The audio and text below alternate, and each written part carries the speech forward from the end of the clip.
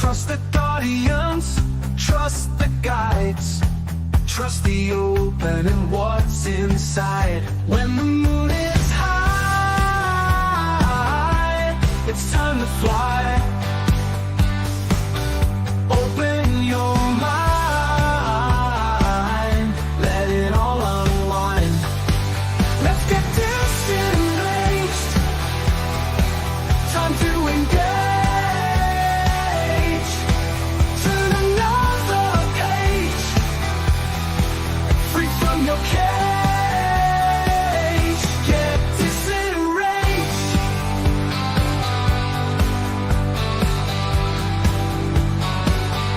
When you feel like you've had enough, and the week was busy and tough, you need a break, you need some fun, you need to take time from the run. We'll blow your mind, we're just in time. Seek and ye shall find. Time to unwind, let's get disenraged. Time to engage. Turn another page, free from your cage. Get disenraged.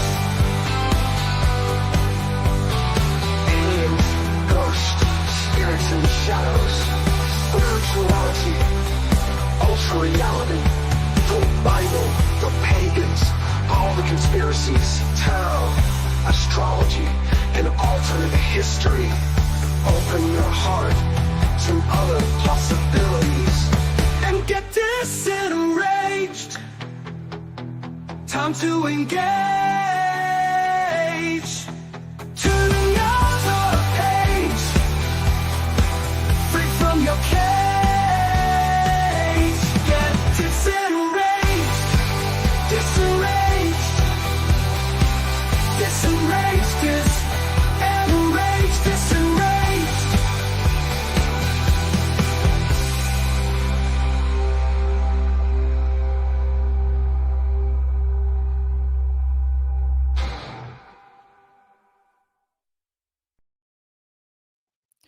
What's up, guys? It's Tuesday night. We're doing Disenrage. How's it going, Jennifer? What's going on?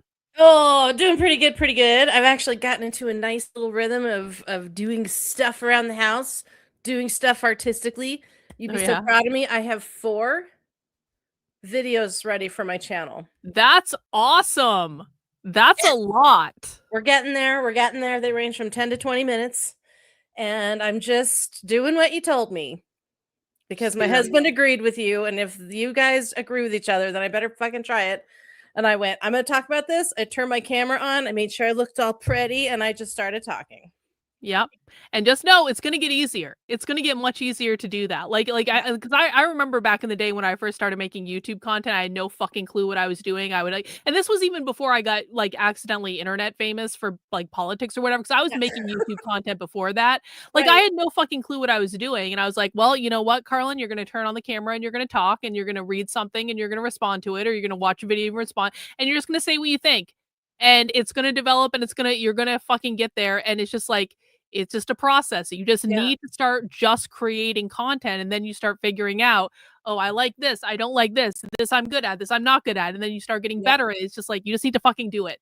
Yeah. Well, I have a deadline because I'm going to be presenting at a write-a-thon show. It's a live streaming show for Right Now by Jared Kaufman, who I just adore. I've been working with him for almost a year now, and he's doing this celebration of writing live stream for almost for 48 consecutive hours for some reason. And I'm like, wow. So I'm going to be presenting, talking about spice and writing and that kind of thing. And I thought, my goal, because I lost my goal. I had no goal. So my goal was you're a Capricorn. You need that. I do. It's true. You need what is success? Yeah. Okay. It looks like I get this done by this time. And I used to be really great at self-discipline. For some reason, I suck at it now. But I went, okay, by the time that happens, my channel needs to be launched because I want to promote it on that show. And then that will reach those people. Then I can launch my services and all that stuff. And so that was my goal, and I'm holding myself to it. And then today I was like getting ready to I've set my camera, I got my little desk here that I sit in front of with my camera in front of it. I got a little background set up over here. And I did have to do one list though, because I had to at least remind myself of my talking points, because it had to do with something that lots of people are familiar with. And I wanted to make sure and it was just a list of 1 through 6. And then that was it. And I improvised everything else. But I was all set to go. And then I went downstairs to do some laundry, and my kitty has a bad patty paw. Oh no. And we noticed yesterday some little blood splats where she's been walking. Oh no. Her husband found it. And like about a couple months ago, she had an abscess near her butthole. And so he was like, she's got another one. And I went, no, because unless she's like stomping her butt across things, I don't think this is from her butt. So I started checking her little patties, and her right rear patty had a little bit of blood on it. And I thought, oh, maybe she stepped on something, it'll scab up, she'll be fine. Then I'm like, let me check it again today. And all I had to do was look, and her normal paws like this, her other paws like, oh no, it got infected. Oh no. And I just kind of touched it a little and smelled it. And so I'm like, so I called my vet. And first, my vet's thrilled that we're still here, because I love her. I just adore her. I wish I could take her with me to Tennessee, because I'm really, really, really gonna miss her. But she was like, she answers the phone with my full name. She's like, "How are you?" And I was like, "I got a sick kitty." She's like, "Can you get here in an hour?" And I'm like, "Yeah, I think so." So oh no. Then anyway, but I was worried because it was starting to run late and stuff. And I was like, if this makes me late for DISENRAGE, I'm sure Karlyn will understand. But I was like, I gotta get home.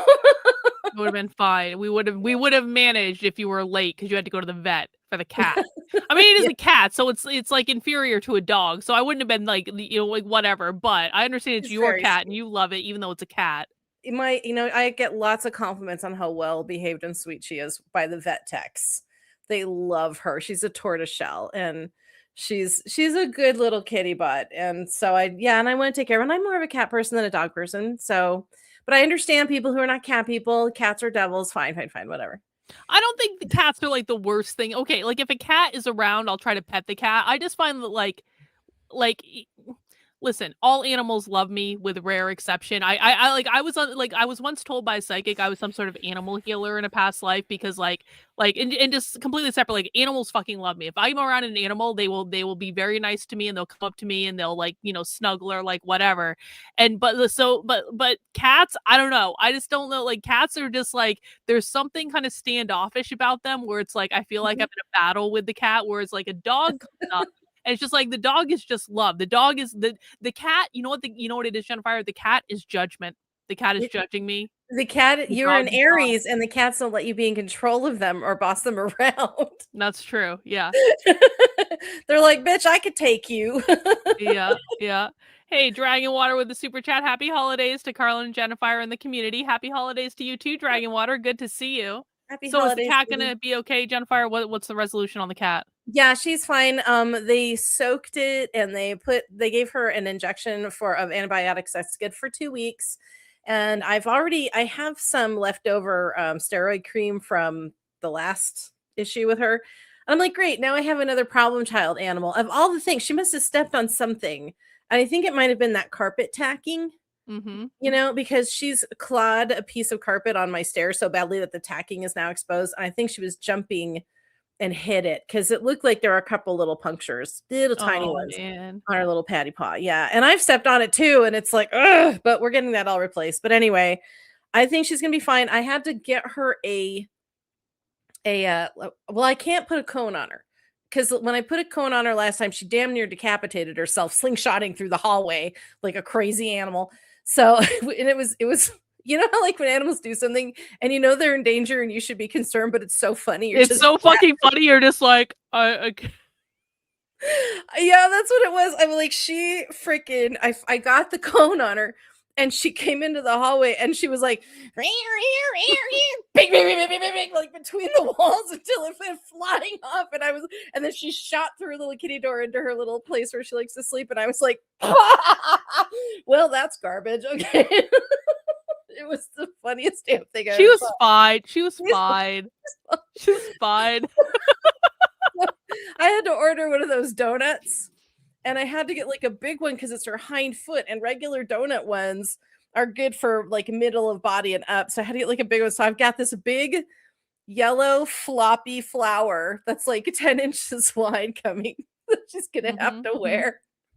I'll take pictures. It's gonna be glorious. I love cats, but there's nothing funnier than a humiliated cat. With love. They get so upset about it. That's why I feel bad. It's like I don't someone be triggered that you really don't like. It's like watching a leftist be. It's like you thought you were all that, but you're not. By the way, actually, speaking of which, Jennifer, did you see? I know you don't watch my stuff as closely as most people do. Did you see? I found a video of the communist college professor that I got fired talking about me. I heard that you did, but I didn't watch it. Oh, it's super quick. I'm gonna show it to you. You're gonna fucking love this shit. It is so fucking funny. Okay. Hang on. All right. Yeah, I've been preoccupied with Nick Fuentes on Steven Crowder and Tucker, and then I just watched the Piers Morgan. You watched the Piers Morgan one. The Piers Morgan one was great. Nick was such a little shit in that interview, but he was so fucking. Don't you love him now? Don't you love? Let's talk about Nick. Don't you just love Nick now though that you've seen that interview? I've always loved that little puddin'. I've always loved him. He's a sweetheart, and now, especially with these interviews, I really get his perspective, and I understand his humor a little better now, and I'm glad I watched these interviews. I don't feel so offended, except with the women's stuff. We need to have a talk, Nick. We need to have a talk. I don't know. Don't nag him. Don't nag him, Jennifer. Don't do it. Don't do it. Just let it. Just fucking let it go. Let it go. Just let it go. Just like disprove. Be the woman that disproves that all women suck. Okay, that's my approach with this. Like, I don't need to fucking lecture the groypers because the fact of the matter is, like, women the groypers age, they do mostly suck. Like, they really do. Like, it's really bad. It's really hard fucking bad for them. It is. I don't disagree. Yeah. It's a different scene than when I was a girl. Yeah. So it's different. The groypers live in a different time than us. They're allowed to be bitter about their circumstances. Okay, we don't need to lecture them and fucking nag them and Karen them and all this stuff. Well, the only thing they need to realize is it goes both ways, and a lot of women feel the way about men too. And the thing that's hard is getting the right people together because they're so rare these days. There's so many jerks out there, male and female. So that's all I want to say is it goes both ways. And just, anyway, I don't want to get into relationships. Like, you just need to be like the Italian woman that cooks Nick a nice dinner. And that's all you need to do. And I cook for my husband almost every single night. And I only suck in the best way. Well, there you go. Hang on, let's watch a video about me. Speaking of sucking, let's watch a video about me. Here is the university kind of capitulating the guy on top to a self-described fascist and anti-communist cult leader with very anti-Semitic statements.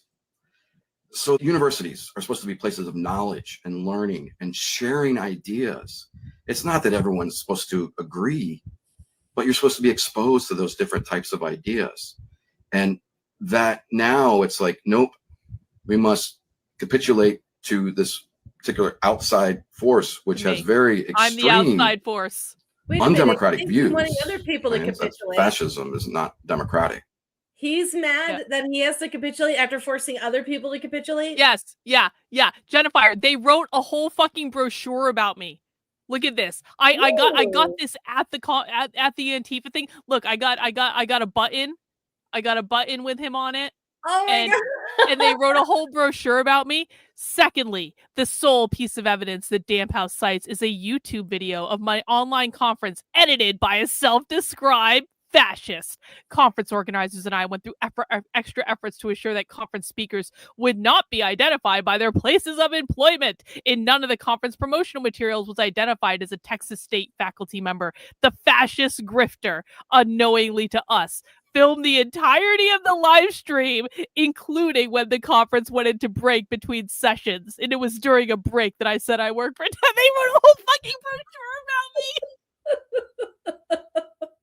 Wow, you triggered somebody. Damn, that's great. I know.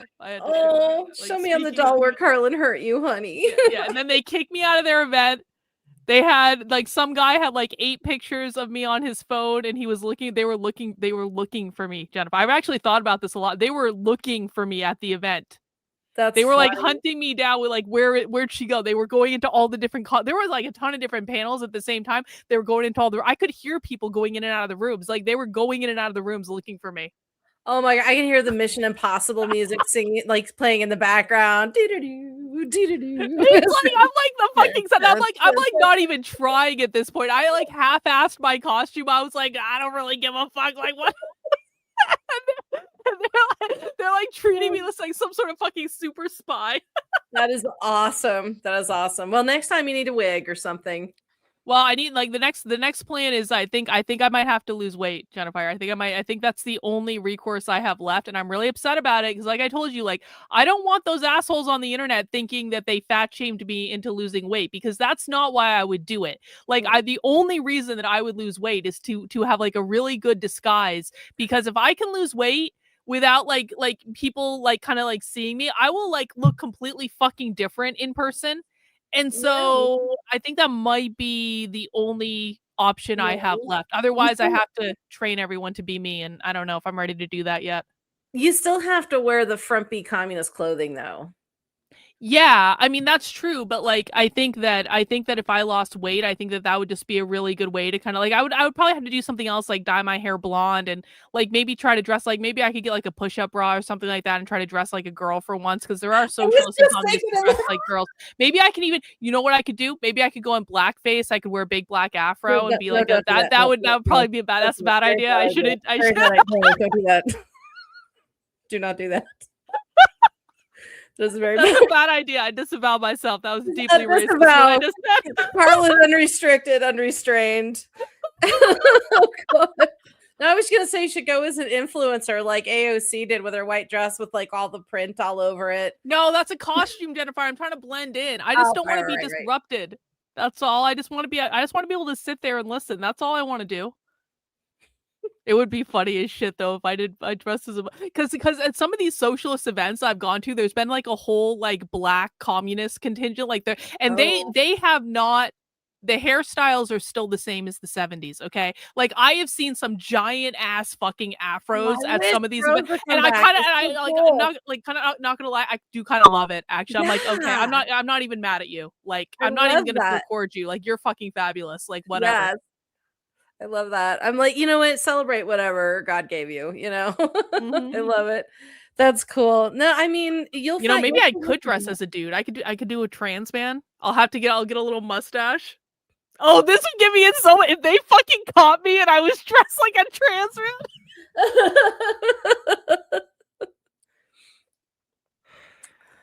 Yeah. All right. Yeah, it's an idea. We're just gonna stick that one in the back pocket. Okay, it's an idea. Yeah, it's an idea. Yeah, I don't hate this. No. You know what? I because now I actually take this seriously. Like I could kind of get away. I was like, well, I'm wearing a mask and sunglasses. I could get away with it for a little while. I can't get away with it anymore. Now I actually have to like step up the costume. Oh, they're on high alert for you now. Yeah, they're on fucking high. Like colored contacts and shit. Yeah. And isn't that funny? I was saying to Victor on the drive home from the airport last night, I was like, it is fucking wild that I am like literally public enemy number 1 on the left, and all I do is listen to them. All I do is listen to their events and record them and then put them out on the internet to say, hey, did you guys know they said this? And praised for how well you understood the information. Yeah, and I'm like the only one that actually understands them, that listens to them, and they are so fucking pissed off that they're wandering around with photos of me on their phones, checking to make sure I'm not infiltrating their events. It might be have something to do with after you listen to them, you then go make fun of them on the internet. Well, I don't make fun of them. I just put out what they say. I edit them. I put them in context. I don't take it out of context. They like to say that I do, but I don't. Well, and for a group that wants to be so in the open and is taking over, they sure do hate it when they get attention. But I do know they're still kind of in the shadows and in the background, so that does tell you something. That's very telling to me.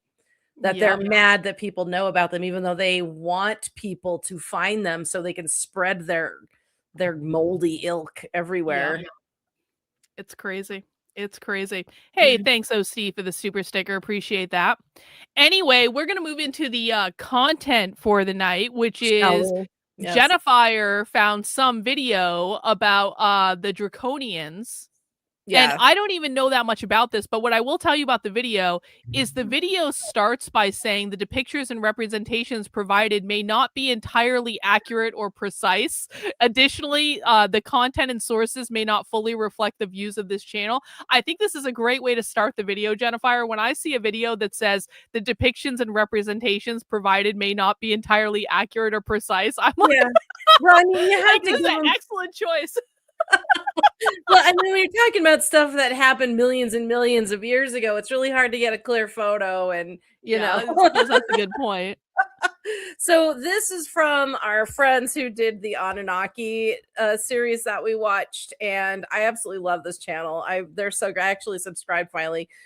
They're so much fun. This is about something called the Orion War, which took place before the Anunnaki Empire stuff that we watched. So this is actually prehistory.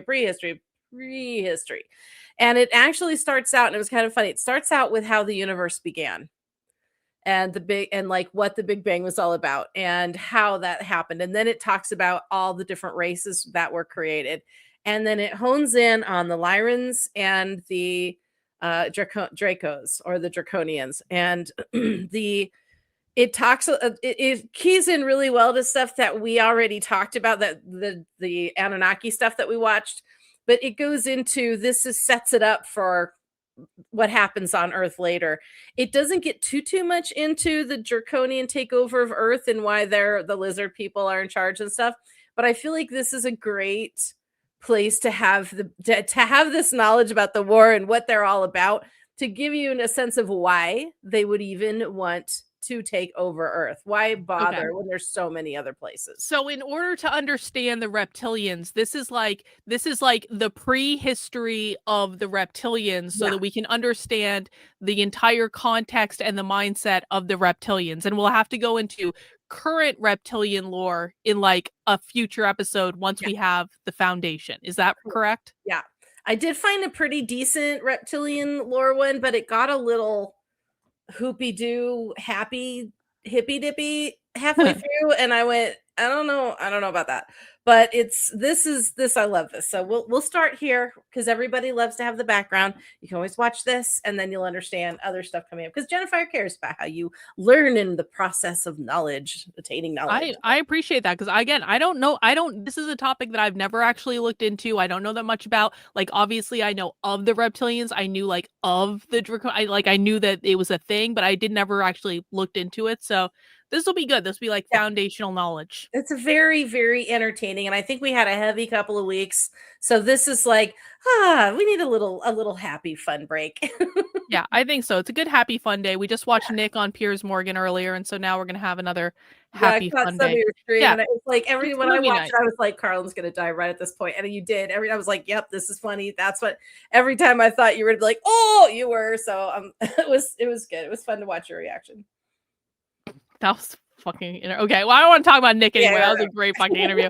All right, we're digging in. Are we clowning or serious? No, we're completely serious. We're 100% serious. This is a very serious subject matter and a very serious show, and we take everything very seriously, except for Christianity, which we completely disavow. Yeah, pretty much. Yeah.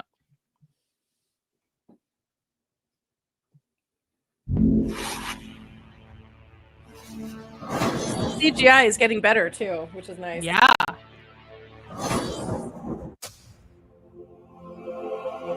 Ooh. I want to do mushrooms and in the beginning, Yes. reality began with a single conscious entity known as unity, or Barbello, an electromagnetic awareness in a vast void. Bored This is and alone, awesome. unity It's very yearned cool. for companionship and divided itself into two forces: Mother Yin, the feminine magnetic essence, and Father Yang, the masculine electric essence. They embodied emotion and thought, respectively, and were drawn together by gravity, creating the cosmic love force that shaped the universe. Their interactions, both harmonious and tumultuous, birthed diverse creations of children, from light godly beings like archangels known as the Pa-Tal and Yahweh, to darker entities such as demons, archons, and the evil spirit, Ahriman, representing rationality without emotion. I'm not even joking. The way this video already is, I'm going to get mushrooms and watch this again. I'm not even being funny about this. It's so colorful and beautiful. I agree. It would be super fun. Mm-hmm. Over time, mother and father's consciousness fragmented parts spread across dimensions, from high vibrational realms to the physical universe. Yeah, maybe I should just get really with high. One day, a planet Good called idea. Earth becoming a key point for healing and reunion of mother consciousness.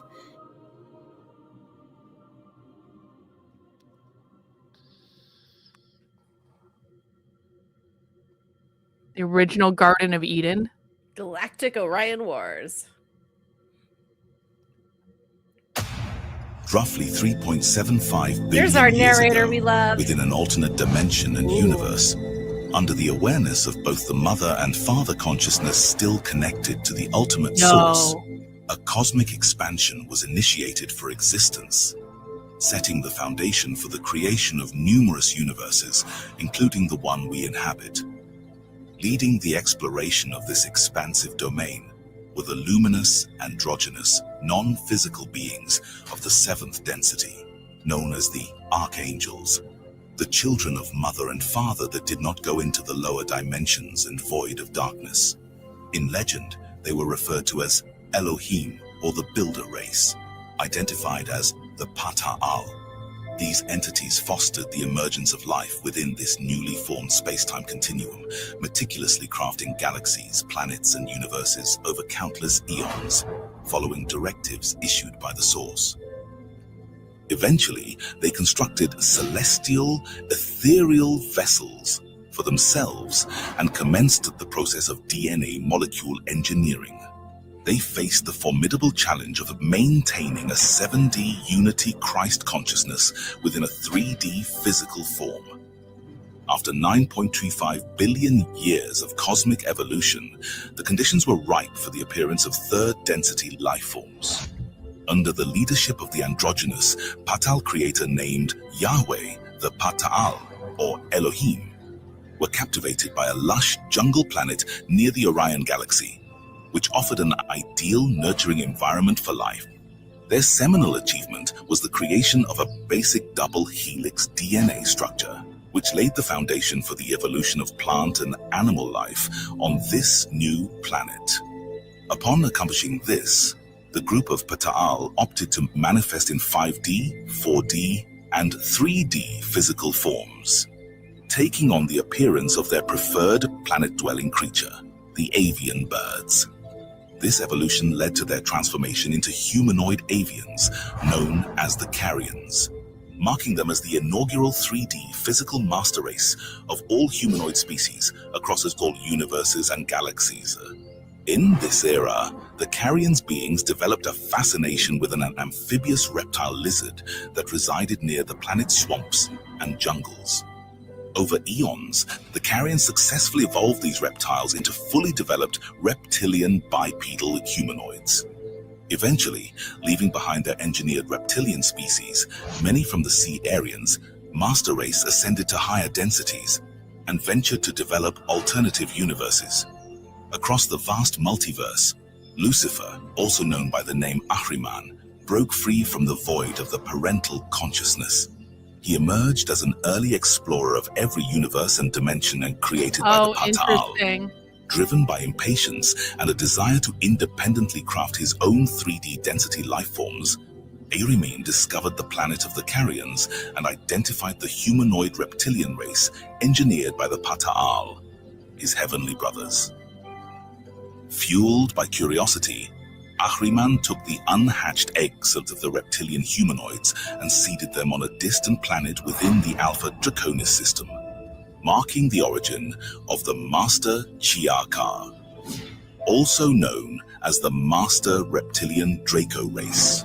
Lucifer, not inherently malevolent, but motivated by self-interest, imposed a 3D matrix on the Alpha Draconian beings, where Ahriman served as their mentor and master.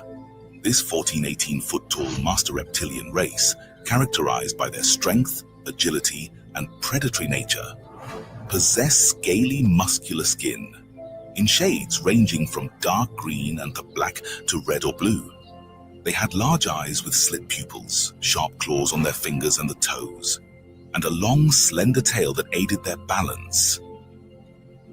Ahriman was sufficiently pleased to refer to these new humanoid beings as his offspring. Ahriman guided the earliest Draconian reptilians to embrace his Ahrimanic philosophy, imparting cosmic knowledge and stressing the ideals of self-preservation and domination over all life. Known also as Lucifer, Ahriman established the foundations of galactic supremacy and conquest as the core values of the Draconian reptilian way of life, instilling a self-serving, militaristic culture. However, many Draco hybrids rejected this path, choosing instead to escape and live as peaceful nomadic races on the fringes of other worlds and star systems. Within a few millennia, the Draconian Chiakaha Empire advanced rapidly, mastering interstellar and interdimensional travel well before other civilizations. By the time the humanoid existence initiated by Yahweh had mastered interstellar navigation, the Chiakaha reptilians had already established a formidable empire, predominantly as predators, lacking in love and unity consciousness. 4 billion years ago, as Ahriman orchestrated events in Alpha Draconis, Yahweh and the Patal departed from the avian planets of the Carians and settled on a gaseous planet in the Vega system. Despite originating in the 6th density, they transitioned to a 5th density planet to better align with their creative pursuits. In the 5th density realm, where much of creation and cosmic magic resides, the archangels were guided by the creator of all and the source of unity, the Pa Ta'al, then aimed to further manifest life in the 3rd density, with the intention of healing the mother consciousness in the 7th and higher evolving dimension. This ambitious goal necessitated the implementation of a perfect 3D matrix dimension and cosmic overlay. Physical forms, originating from plasma, crafted the Patal to engage with the 3D realm. But maintaining this density presented challenges, prompting a rotation of tasks. Over time, Yahweh, along with the archangels, succeeded in achieving a 12-strand DNA configuration, which facilitated high-frequency consciousness within corporeal bodies in 3D. The innovative planetary laboratory, situated in the Vega constellation, was named Eden by them. The name Eden would resonate across the cosmos whenever a new species was being crafted or engineered. Approximately 427 million years ago, the Master Lyran race was created in Eden by the Patal. They had 52 chromosomes and 12-strand DNA molecules, with their flesh and blood bodies standing between 12 and 16 feet tall. The crucial resolution for crafting the perfect being, capable of transitioning from 3D to 5D, was that the being must be bipedal with 2 arms for manipulation. Cats and lion-like animals were among the first 3D mammals engineered in labs by the Patal. This led to the unfolding of a Master Lyran humanoid species evolution through contemplation and play, with some Patal integrating into the growing Lyran societies to aid in building their consciousness and knowledge, fostering a peaceful nomadic warrior culture with an agricultural lifestyle. The early Lyrans were characterized by a slender athletic physique and a striking aesthetic, with skin tones varying from light to dark and hair colors ranging from blue to orange. Males typically had abundant hair growth, whereas females tended to have less. The feline subset of Lyrans had more cat-like facial features. There we go. Thing. For anybody who wants to know how do they know this? How do they get this information? On the original video, there is a list of all of the books and channelers that they sourced. Among them are Bashar, and one of my favorites, Barbara Masiniak. So there's a whole litany or list of books and people that are sourced for the information here. So, and what they do is including the Emerald Tablets and that kind of thing. And so they'll take those and they kind of compile it into story form, if you will.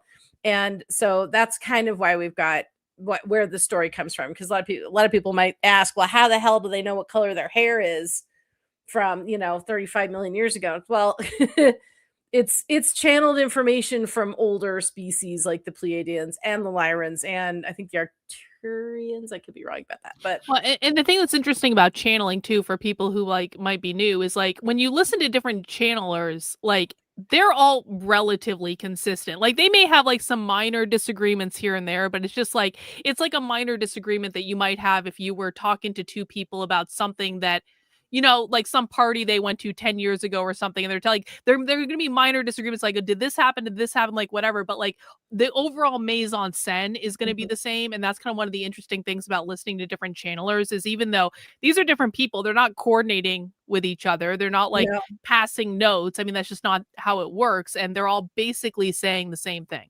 Yeah, true. So just in case anybody wants to know, if you want to look up the original video, you'll see all the references for it. Despite their tendency to maintain distance and avoid physical contact, the Lyrans possess strength akin to the majestic lions of Earth, with a preference to observe from a distance. They were distinguished by their cat and lion features, including vibrant eyes, setting them apart from previous Patal creations like the Carians and Reptilians. Many of the Elohim incarnated into the Lyran races found immense joy in the denser incarnated experience, living for thousands of years and becoming spiritual leaders of Lyran culture. This group evolved into what is known today as the Ascended Masters, or Christ beings, capable of transitioning seamlessly between 3D fleshy bodies. There is a going theory. Hang on. Go ahead.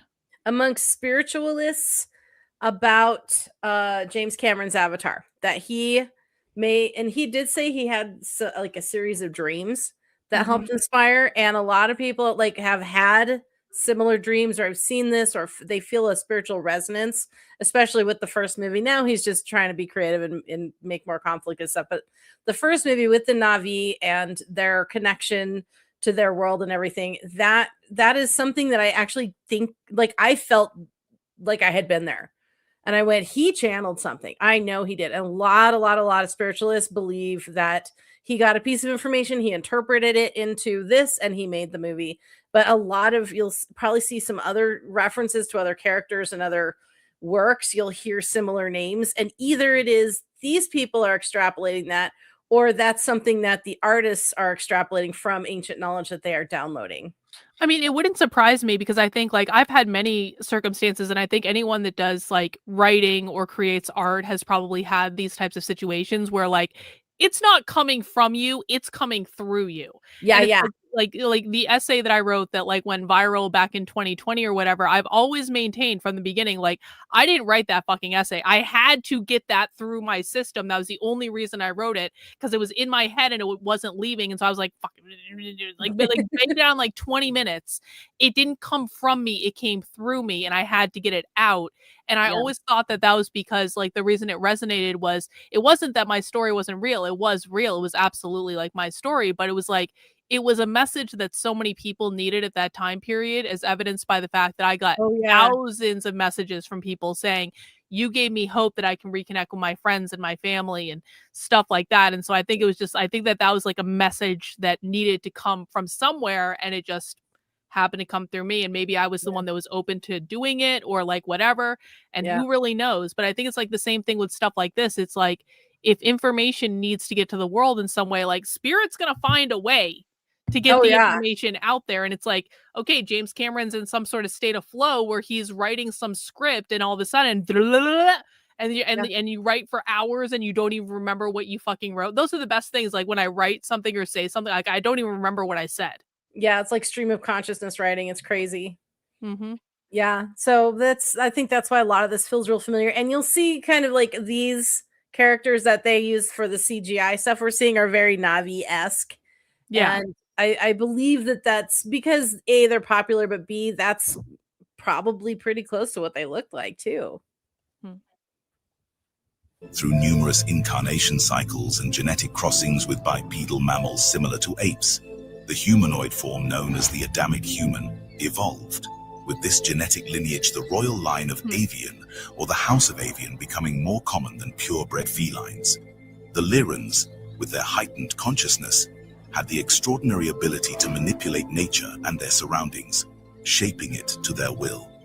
They created vast gardens, practiced biofarming, and developed living architecture from the essence of forests and grasslands, reflecting their nomadic tribal existence. In their rich, sensual, and harmonious lives, the Lyrans also initiated the first practices of royal monarchies in some of their more technologically advanced societies, distinct from the nomadic ones. The Lyran civilization flourished for millions of years, with their empire extending from the Vega constellation to the systems of Vulpecula, Hercules, Draco, and Cygnus. Vega, the brightest star in Lyra, marked their celestial home planet, named Avion, a name untranslatable into any human language. Avion was a paradise planet, akin to present Earth, with mountains, lakes, streams, oceans, and a variety of vegetation and life forms. 387 million years ago, as the Lyran civilizations prospered, the Draconian reptilians, having explored various galaxies for roughly 3 million years in search of vast resources and extending their dominion, stumbled upon the planet Avian in the Vega constellation. These Dracos, primarily operating as interstellar fleets reliant on their collection of planets for sustenance, had reached an apex of technological prowess without integrating higher consciousness. They created specialized versions of their race, with the Chiakar representing the Draco's royal lineage, envisioning a future galactic empire to expand their influence. The towering initial and dominant reptilian Draconian race, donned in heavy space-age technological armor, with elites sporting large scales on their heads resembling antennas and wearing fish-like space helmets, were escorted by massive celestial ships of a T-shape, embellished with reddish lights.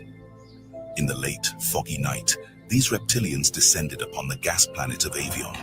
Upon settling, the reptilians established an odd technological celestial encampment. At this juncture, the nomadic tribes, indigenous Lyran peoples who considered this planet their home, began to whisper warnings. The wind carried tales of these reptile-like strangers now treading on their sacred soil, armed with strange weapons and wielding unseen technology. So the reptilians were the bad guys in Avatar, is essentially what I'm hearing. We have to wait for Jennifer to come back from the bathroom so she can explain. So the reptilians, it wasn't the humans who were the bad guys in Avatar in space. It was the reptilians who came to disrupt. Jennifer, am I understanding this correctly? That the reptilians were basically the bad guys in Avatar, essentially? It was the reptilians that came to the planet where the Avatar people are, where they were. Well, the humans were the bad people, but they probably No, I'm saying like in this story, they're saying basically you got these the Lyran people like living peacefully among nature and blah blah, and they look like the Avatar people, and it's the reptilians that came to plunder. Right, instead of humans. Right. Yeah. So the humans were the placeholders for the reptilians in this case. Absolutely. Also, this might, for any 80s kids out there, ring some bells for Thundercats. I don't know anything about that. You don't know anything about? You never watched Thundercats? I know you were an 80s kid per se, but Thundercats, not. It's like, again, this is what I mean about like having that knowledge kind of downloaded, because it was a species of cats, cat people, and they fought, I believe they fought reptilian type people. And so, but again, yeah, exactly. You're on the right track. You got it. Among these tribes stood the proud Tal Lyran nation, the planet's guardians and keepers of ancient wisdom. A mixture of fear and curiosity stirred within the hearts of the Ta'ali nomadic tribe. They convened in council, their faces adorned with symbols of protection, their voices lifted in prayer to the creator of all. A wise chief of the nation, named Wavuka, began to speak to the people. "My children, the land under our feet and the sky above us bear witness to this new dawn. Let us not meet our guests with fear, for fear breeds misunderstanding, and misunderstanding leads to conflict. Let us extend the hand of friendship, for we are all children of the same Great Spirit. We shall share with them the bounty of our land, teach them the ways of our people, and learn from them what they have to offer. A young warrior, Cochise, then raised his voice, his gaze steady and full of resolve. Can we truly believe in the love and harmony promised by these invaders? Have we not ourselves sought expansion, guided by the Great Spirit? Their vast ships and formidable weapons hold the power to obliterate us. My kin, the very earth we stand upon and the sky under which we live bear witness to this violation. We cannot afford to welcome this invasion with naive trust, for misplaced faith leads us down a path to our own destruction. Let us instead cling to the wisdom passed down from our ancestors, the true stewards of these lands for generations. It is our duty to preserve our heritage, uphold the legacies of those who came before us, and protect the purity of our customs from being washed away by foreign tides. Your words are true and strong, Cochise. We must not give in to the depths of fear. Let us approach this encounter with open hearts and minds, for diversity is the garden in which wisdom flourishes. May we find strength in our traditions, courage in our hearts, and wisdom in our actions. Together, let us pave a path of peace and coexistence so that our children and their children's children may live in a world where respect and understanding bridge the gap between cultures. Their encounter was fraught with tension, as the reptilians, clad in their lush celestial suits and armed with their advanced weapons, stepped onto the nomadic lands of Lyra. It appeared they were surveying the planet and its inhabitants in search of something precious. The Lyrans observed from a distance, their feelings a complex mix of awe and apprehension. Through minor gestures and the exchange of technology, efforts to bridge the communication gap between these two distinct species began. As these exchanges grew more frequent, a bond and mutual understanding started to develop. The Lyrans introduced the reptilians to the bounties of their land, sharing their lifestyle and traditions on Lyra. In exchange, the reptilians offered gifts of metal tools and technological gadgets, marveling at the richness of the planet they had discovered. However, beneath this veneer of newfound harmony, dark undercurrents were brewing. To the Dracos, they carefully observed the Lyrans' seemingly magical abilities to read minds and manipulate their surroundings. History often demonstrates that when a more powerful force encounters one less understood but living in abundance, a pursuit of dominance is inevitable. Sauron, a commanding figure among the reptilian Chiaka forces, crafted a strategic plan to seize vital planetary resources through coercion. His strategy involved sending a reptilian envoy to a revered Avalon temple, home to a highly coveted and potent Par-Ta'al technology known as the Spear of Destiny, which was deeply venerated by the Lyrans. With ruthless efficiency, this reptilian envoy massacred the Lyran priests and priestesses, leaving behind a swath of bloodshed and death. The When the Lyran reptilians colonies ruined became aware of this everything. atrocity, I've never the trusted a fragile lizard. peace shattered. Real. Misunderstandings escalated into conflict, and the confrontation between these two species threatened to engulf the Vega system's Lyran's world in flames. Following this, the reptilian Draco army initiated their invasion and conquest of the planet Avian. They decimated entire communities with a chilling efficiency, employing vast technological weaponry previously unseen by the Lyrans, and even consuming the corpses of their victims. The Tal Lyrans watched in horror as their loved ones were mercilessly slaughtered, their agonized cries echoing through the valleys like mournful laments. They witnessed the destruction of their homes, cities, and much of the ancient technology that had sustained life on their planet. The reptilian soldiers discovered a perverse pleasure, not only in the act of killing Lyrian beings, but also in the taste of the feline, Lyrian beings specifically, deeming them soft and easy prey. However, the most sinister aspect of their conquest was the realization by the Dracos that the emotions of Lyrans, or any being they consumed, particularly the emotion of terror, induced an intense euphoria. The feline Lyrans were subjected to torture and consumption. Hang on. Explain. So they're eating their energy, basically. And Oh. That's how they're draining them, if you will. And so the he just said particularly terror, I think, induced an intense euphoria. So they're getting high off of fear energy. Let me rewind that. Let me listen to that again. See, like, I like these, like, the visually this video is good, but like the speech I'm getting, like, there needs to be some pauses. Like the AI speech is not quite there yet in terms of like there needs to be like intentional pauses. Yeah, it's starting to fade into itself. Yep. Agonized cries echoing through the valleys like mournful laments. They witnessed the destruction of their homes, cities, and much of the ancient technology that had sustained life on their planet. The reptilian soldiers discovered a perverse pleasure, not only in the act of killing Lyrian beings, but also in the taste of the feline, Lyrian beings specifically, deeming them soft and easy prey. However, the most sinister aspect of their conquest was the realization by the Dracos that the emotions of Lyrans, or any being they consumed, particularly the emotion of terror, induced an intense euphoria. The feline Lyrans were subjected to torture and consumption, with the Dracos feasting not only on their flesh, but also on the horrific psychic energy of... I feel like I've seen movies with this basic idea as like the plot line, like horror movies, and I can't think of one offhand, but I know that I've seen movies to the effect of like some sort of entity is scaring someone so much that it's generating all of this, like, you know, extra energy that they're then consuming because it's like powerful energy or something like that. I feel like this is something I've seen before. It's very similar to also how demonic hauntings work and possessions and things. Is the reason they start slow with little bumps and knocks is to get your attention. The consistency of it and the for sure. Good call. Yeah. And then as it escalates, then you get fearful, and demonic energy or evil energy feeds off of fear. It becomes more and more powerful. It nurtures them.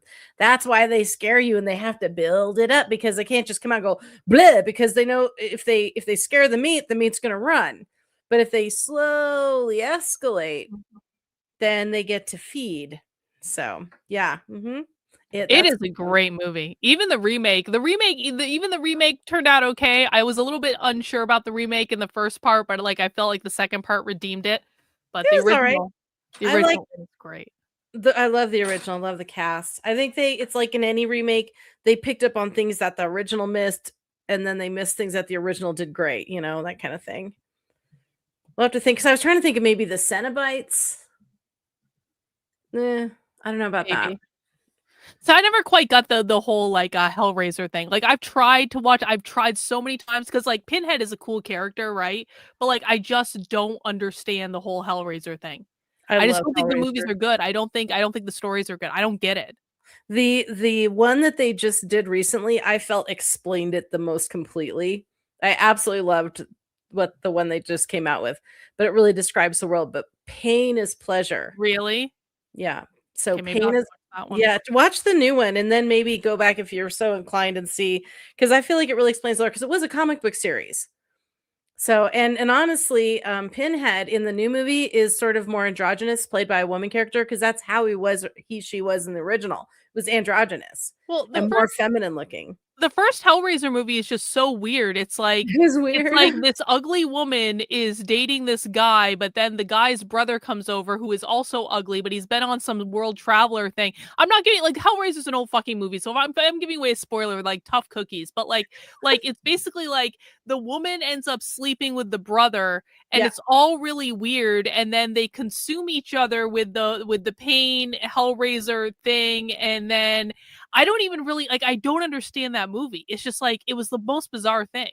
She has to bring him sacrifices. Oh, that's right. He can regenerate. That's right. She was bringing other men home so that he could kill them and then take their energy, even though like he's basically like a thing of blood at this point. It's a weird fucking movie. He's like a rotting corpse, and then he slowly regenerates. And the price for this ability, as given to him by the little puzzle box, is he goes to hell or to whatever that dimension is and becomes part of them. And his pain is pleasure. That's they that's why the Cenobites are so tortured looking, because they're consciously hurting themselves because it delights them to hurt. It's very reptilian that way. Messed up movies. Yeah, no doubt. Their emotional vibrations, a phenomenon known as loosh. Oh my God, Monsters Inc.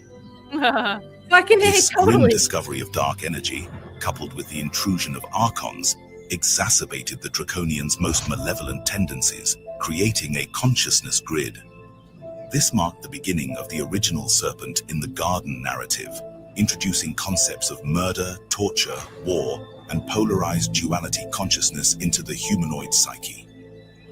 The Dracos instilled fear into the etheric DNA, setting the stage for an enduring struggle for all future physical densities in the universe.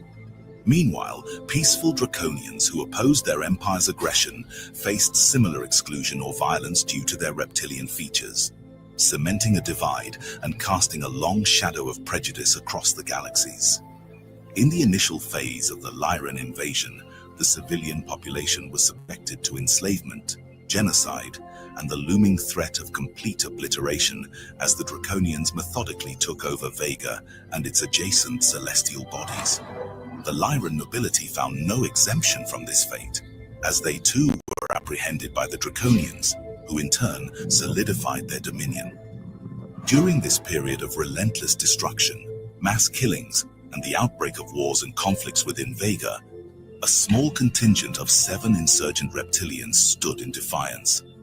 Opposing the Chiaka's campaign of extermination directed at the Lyrans in Vega, they facilitated the escape of a select group of Lyran leaders towards the vicinities of Sirius A and also near Sirius B, within the Orion sector. Moreover, a number of Lyran refugees, who were exceedingly lucky, managed to evacuate their stellar system aboard slow-moving interplanetary vessels. These refugees assembled into a convoy that evolved capabilities in agriculture, mining, and defense. Breaking free from the 3D matrix, they transitioned into the normal 5th density realms, where the vibrational frequencies were conducive to the healing of their traumas. It was here that the initial revolt against the Draco Empire was initiated. This assembly would later be recognized as the Galactic Federation of Worlds. It represented a coalition of leaders from various planets unified against the reptilian CIA-Car Empire.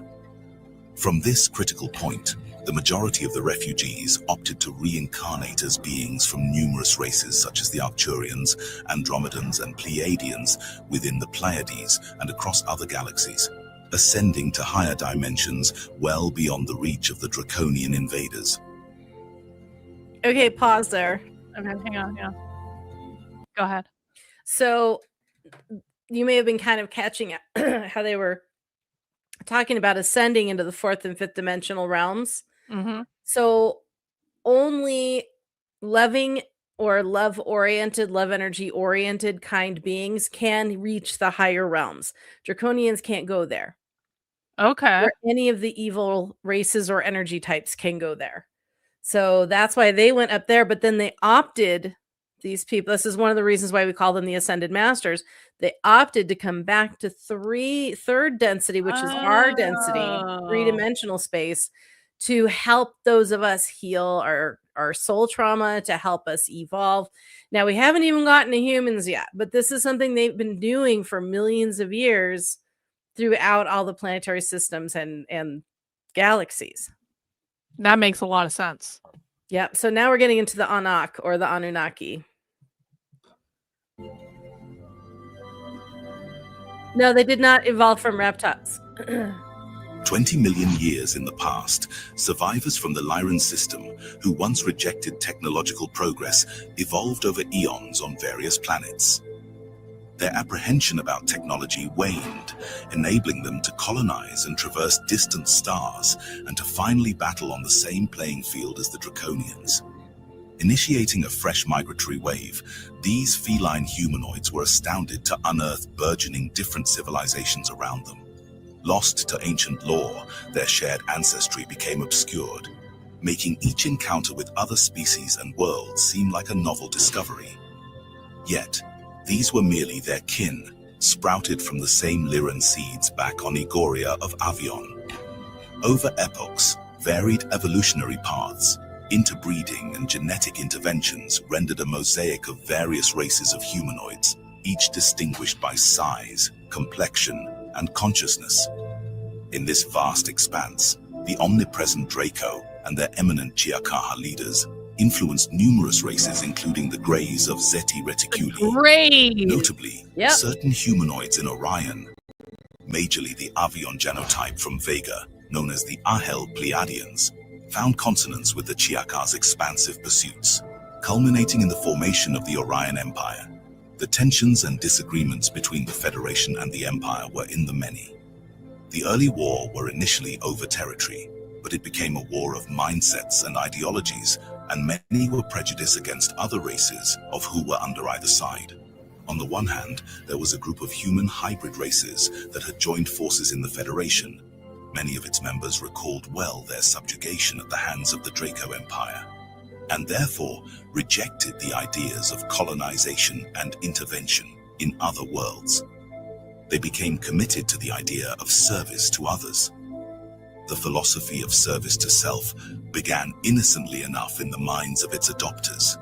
It proposed that if everyone prioritized their own needs, the collective would naturally be cared for, which sounded promising.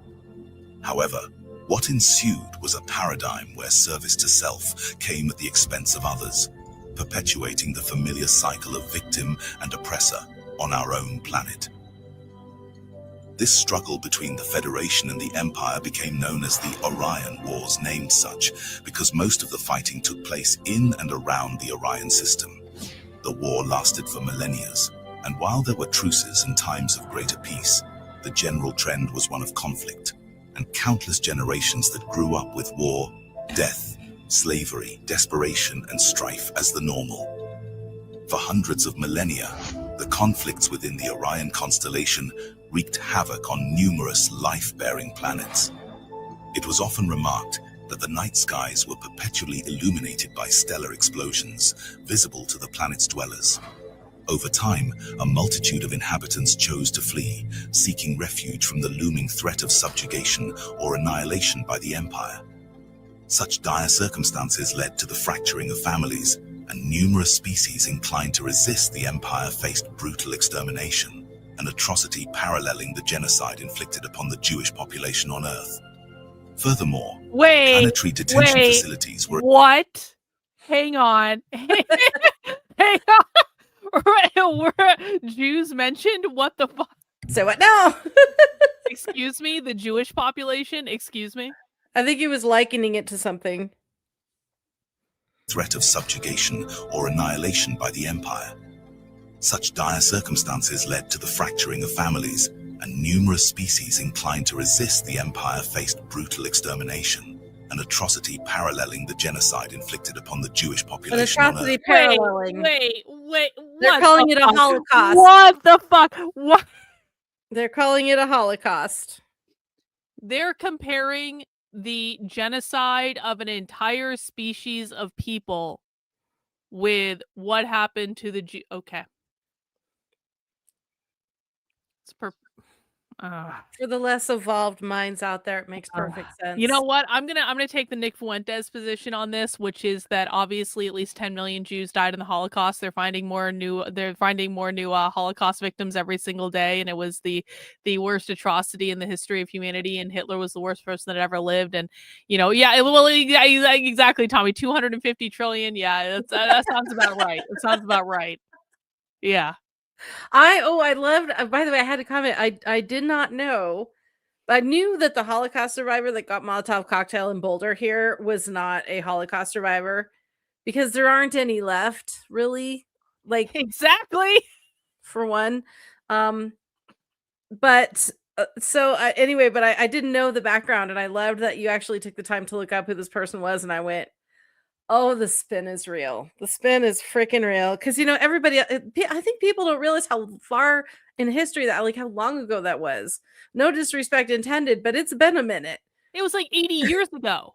Yeah, they keep finding new Holocaust survivors. Like, how old were you when you were in the camp?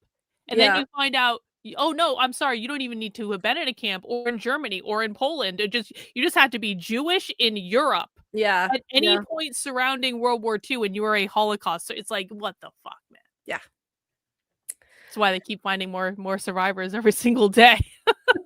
Well, it's just like people who, all the people, half the people that are collecting Social Security and are registered to vote, and all Yeah. the, they don't exist either.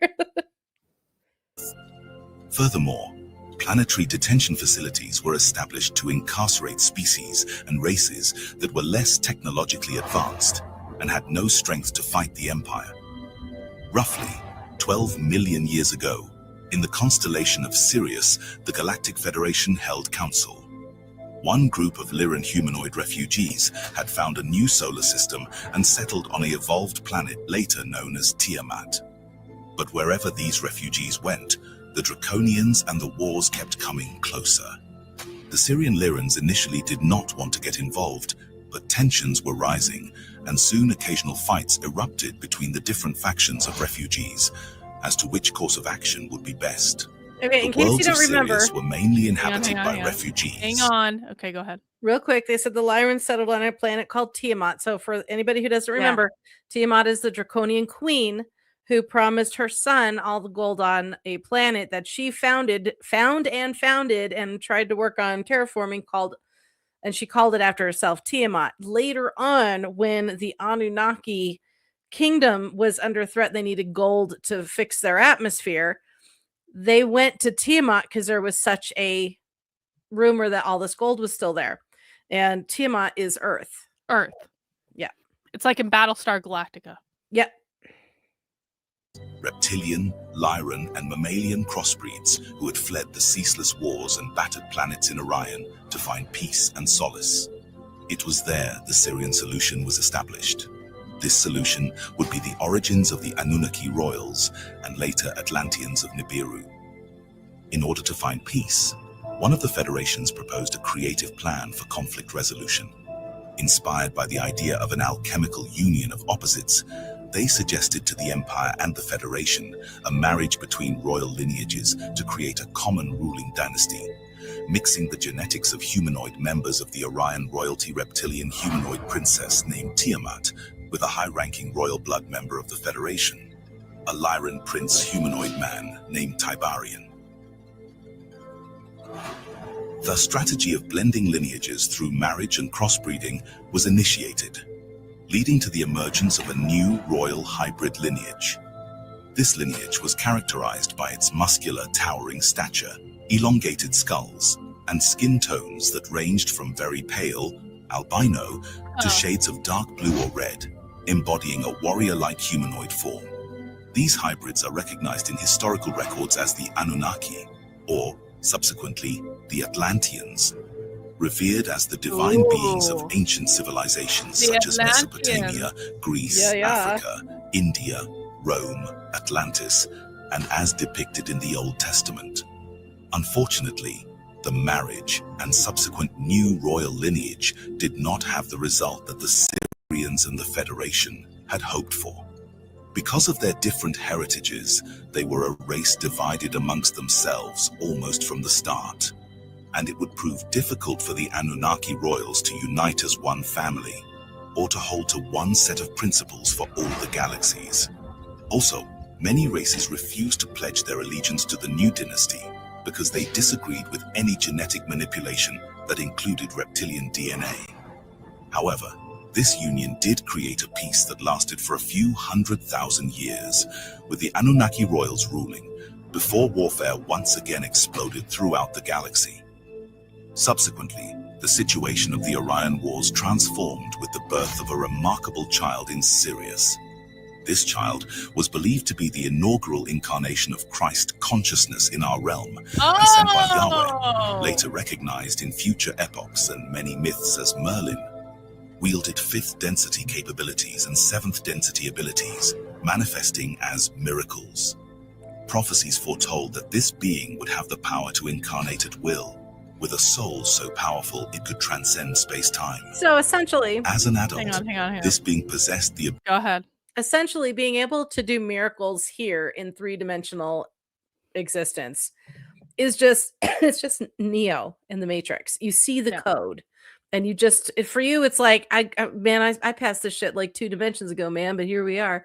And that's how that's kind of all that is. It's kind of child's play to someone who's a 5th dimensional ascended master from Sirius, also known as Christ consciousness. Mm-hmm. No, it's not about the Anunnaki. It's about the Draconians. They're part of it, though. The Anunnaki is part of the story. Yeah. Yeah, they're definitely part of it. So, yeah, for sure. Ability to resurrect the dead and create planets and galaxies with merely thoughts. Propagating teachings echoing later peaceful luminaries like Yeshua or Buddha, Merlin advocated unconditional love and forgiveness, eventually dissolving entrenched dualistic perceptions, which led to a truce between the Empire and Federation. This newfound understanding heralded an ascension in collective consciousness, culminating in the elevation of vast populations into higher densities. Under this newfound peace, the Orion Empire metamorphosed into a matriarchy. What it's saying is that Merlin is one of the incarnations of Christ consciousness, essentially. It's just like a very like high-level spiritual energy that can manipulate. Yeah, it's like a magical person, and I don't know if they mean, and this is the one thing that kind of bugs me about these videos is it do they literally mean Merlin from Arthurian legend, or are they just saying the name and the name has resonated through the eons? So it's like it's a little let it happen, just let it entertain you.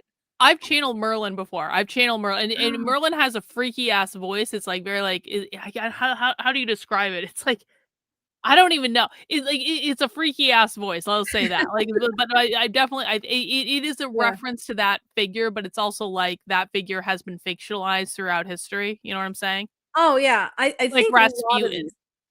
Yeah, so I think a lot. Oh, okay, I see what you're saying. So I think that a lot of these names and these beings have taken place in our collective consciousness and became names of lore, like Merlin, like, and Yeshua even he mentioned earlier. And like as we were kind of talking about that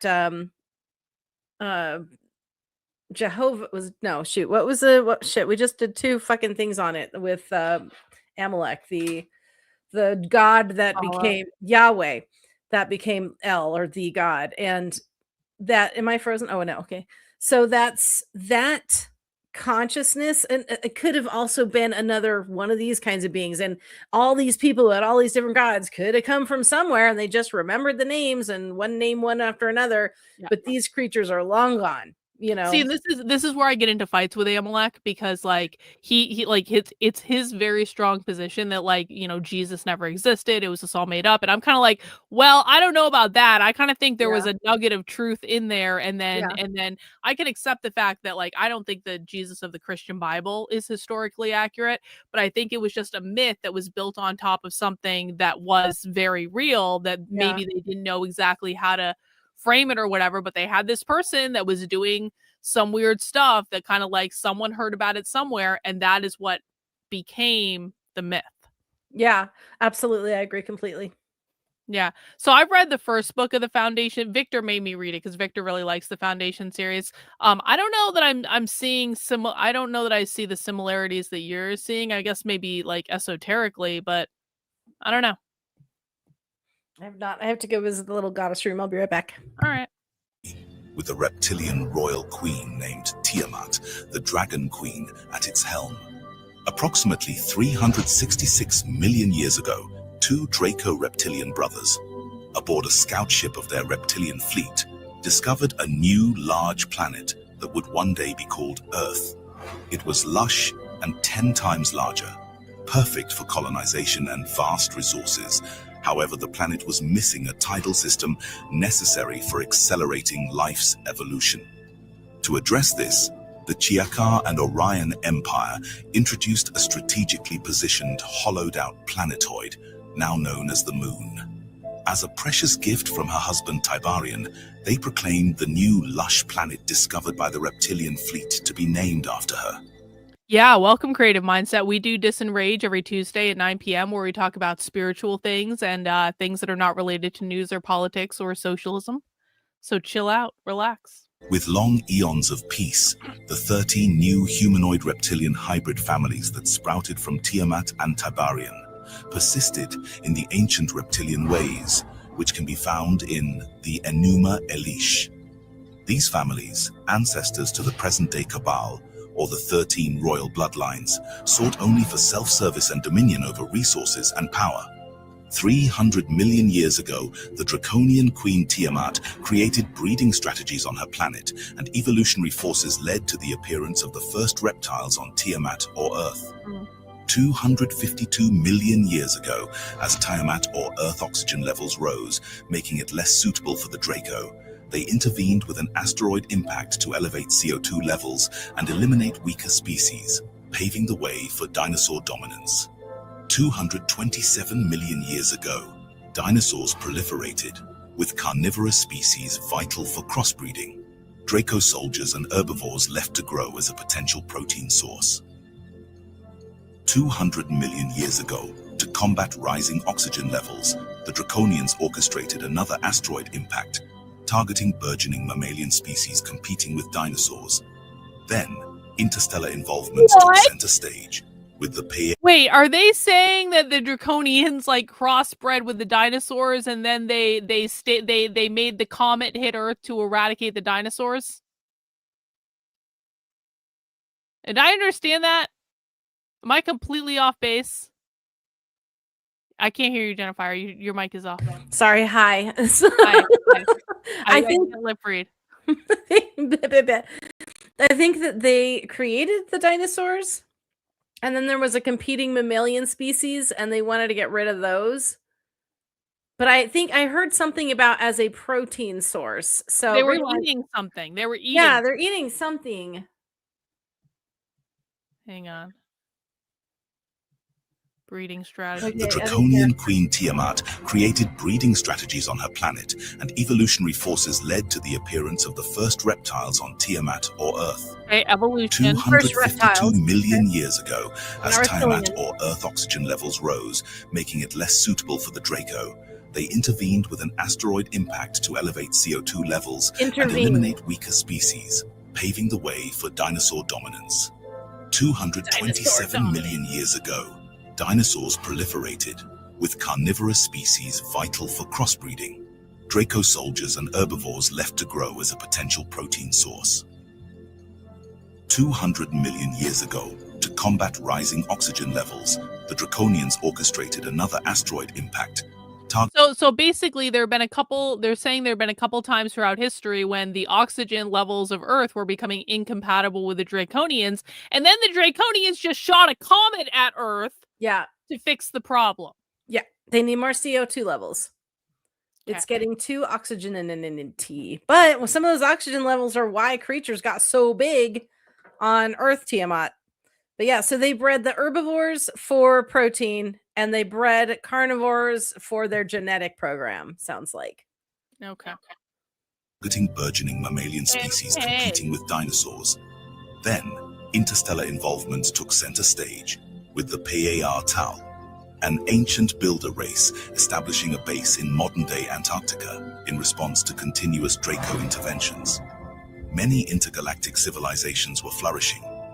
Trade and exploration connected systems like Orion, Sirius, parts of Lyra, Draco, Vega, and the Pleiades. This attracted various civilizations to our solar system, leading to confrontations with the Draco. Primitive civilizations in Lyra and other unaware races remained undisturbed by more advanced entities, adhering to non-intervention policies. However, some reptilian factions, devoid of such principles, took control of these civilizations, enslaving and conducting genetic experiments on them. Over time, a myriad of breeds emerged due to the Draco's genetic programs and the natural evolutionary processes. The universe saw a plethora of races like humans, reptilians, canines, avians, felines, amphibians, insectoids, and more. Some advanced races even transcended physical forms, existing as pure love-light unions. Reptilian races predominantly inhabited Draco, Orion, Sirius, and various colonies across the universe, including Tiamat or Earth, where the reptilians genetically created and engineered dinosaurs. Some reptilians evolved spiritually and developed positive affiliations. Particularly, some from the Alpha Draconian branch achieved a 5D vibrational state, harmonizing with other 5D races. From 200 million to 22 million years ago, the universe witnessed a generally harmonious evolution, interspersed with occasional conflicts and upheavals. Initially, the reptilians began settling on Mars, where they soon faced sanctification by the local civilizations due to their malevolent disposition. It was during this time of peace throughout the universe that the being known as Merlin had the idea to create a system of living libraries planets that contain flora and fauna from hundreds of other worlds to act as a kind of storehouse for genetic material from lost worlds. Earth, which was once Tiamat, was already quite diverse and was one of the 12 planets in the galaxy selected to act as living library or storehouse. It was then thousands of races also journeyed here under the protection and rule of Queen Tiamat from all over to seed different plant and animal species. Octopus, mushrooms, orchids, lions, and canines, etc. Many of See, now the octopus makes sense. Now the octopus makes sense.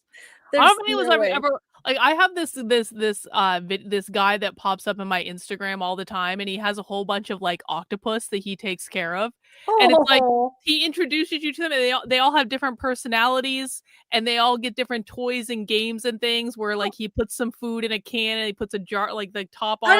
He shows up on my my reels, yeah.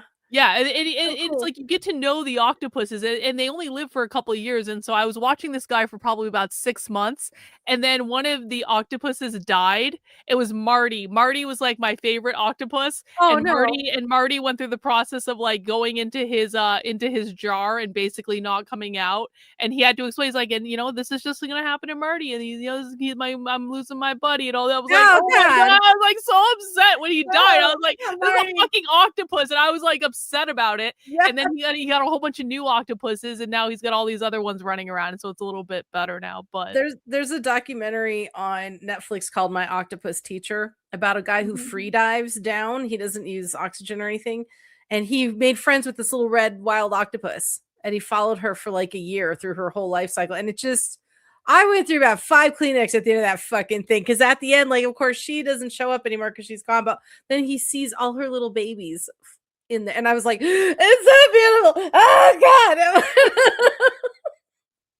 I hate documentaries where animals die. I fucking hate it. But I was watching this other woman, the crab woman on Instagram too, and she used to have Howie the crab, and then Howie the crab died like very abruptly. Like Howie lost a leg and then died the next day. I was like, no! It's like, what the fuck? Why am I upset over a crab? Like, yeah, I know, right? It's amazing how we get attached. It speaks to the power of our empathy. But where were we? Oh yeah, so these one thing I heard many moons ago from Barbara Marciniak as she was channeling the Pleiadians is that Earth's main purpose became like a library or a living museum where DNA is stored and various plants and animals. She said it's one of the most diverse worlds in our whole galaxy, and that's why it's so valuable. This is why people are fighting over it, and it was trusted that we as the celestial family would keep records here.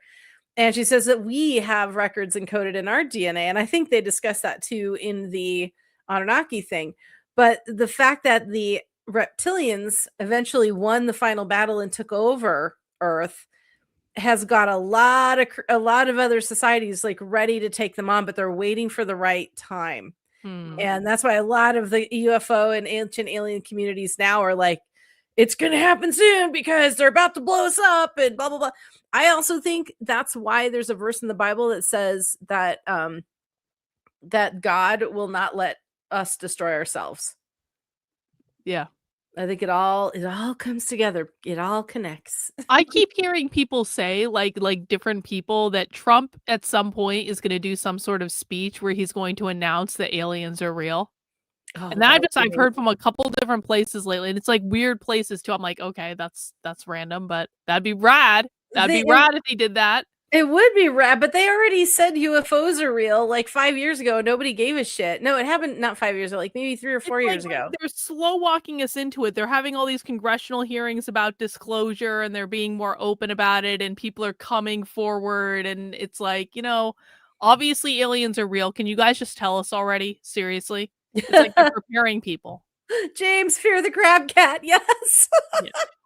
Well, I think that there's so many species we have agreements with, and part of the agreements are for, well, at least a lot of negative entities, unfortunately, the Dracos, the Greys. There are good Greys too, but they aren't outnumbered by the bad ones, where we have vowed not to disclose. We will not disclose. They will give us technology. We will give them food. We will give them genetic experimental, like people that they can experiment on. There's an agreement about how many Earth abductees they can have every year to harvest. And then there's the Dracos who love to eat us and our energy.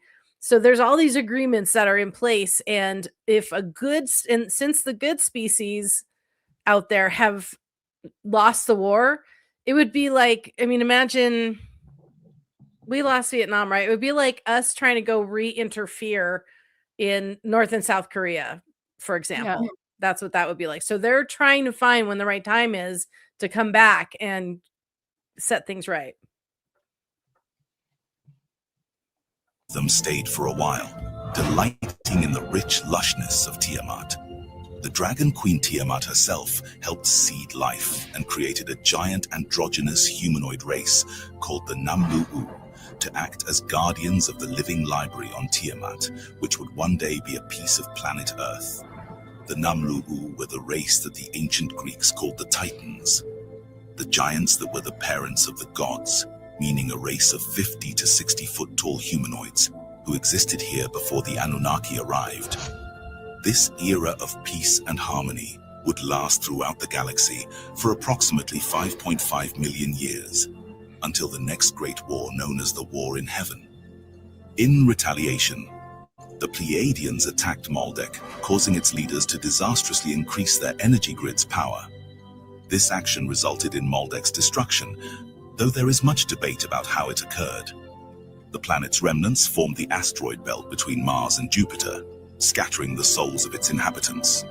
The soul fragments of Maldekians, along with those of Martians, sought refuge on Earth, joining its diverse soul population.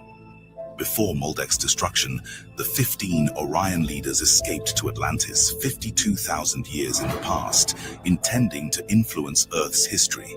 However, the Pleiadians countered by imposing a third density matrix to trap the Orion group and stabilize the situation, integrating the traumatized souls from Maldek and Mars into Earth's reincarnation cycle. These events have shaped Earth's history, with the Orion group merging with other influential factions to form what is known as the Cabal, while some Pleiadians work towards assisting Earth's evolution beyond the third density matrix. Sanat Kumara, leading a group from Venus, established the 5D city of Shambhala above the Gobi Sea to stabilize Earth's situation, later creating a 4D city beneath it. Working with Pleiadians and evolved Martians, they aided the traumatized souls from the Maldek-Mars War, incarnating as primitive hominids with reduced psychic abilities. The group of humans from the Pleiades who had settled here about 17.5 million years before, and who were also living at the fourth density, most of Agartha, which is on Earth in the fourth dimension, had already established a city underground, and they welcomed the Nakals and also assisted with the construction. Then the Nakals began, together with the Pleiadian group and the more highly evolved Martians who had escaped the destruction of their planet's atmosphere in their light bodies. They began helping the traumatized souls of all those who had perished in the Maldek-Mars War, who were hovering around Tiamat, later known as Earth, in a great cloud, waiting to incarnate here. These poor souls were so traumatized and fragmented. They had lost all their psychic abilities and Akashic memory, and were barely sentient. They incarnated into the third density matrix as primitive hominids, the genus we know as Homo habilis. The active DNA was reduced to 2 strands, with the 10 other strands existing only as potential. Hang on. Different soul family. Go ahead. They have a different soul. Homo habilis were the first souls. The Homo habilis people. Okay. Now, I think, if I'm not mistaken, correct me, Chad, if I'm wrong, but I am about 95% sure Homo habilis are the people that created some of the first grave sites ever found. And there was that documentary about this mountain that they go into. There's a series of tunnels that are real tight and small that go through the rock, like up and down like this, and not like little tunnels that you walk through. Like, they had to crawl, and they would drag their dead to these sites and bury them with flowers and trinkets and things like that. And it was like the first, most ancient dead graveyard ever found. And the fact that they had to drag bodies to get to this sacred cave area was quite the feat, but it showed how important it was for them to do this. So that would make sense why that kind of stuff started showing up during Homo habilis. Each of which was comprised of shards from a previously intact single soul, really cool incarnated documentary. into different tribes. Essentially, one tribe equals one soul family, equals one shattered Maldekian or Martian soul.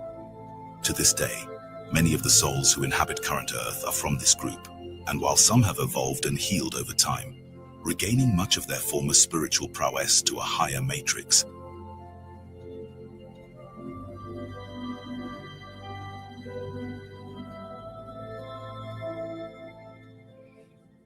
The fourth dimensional matrix, Maldek, a thriving planet nestled between Jupiter and Mars, was a world of remarkable complexity and diversity.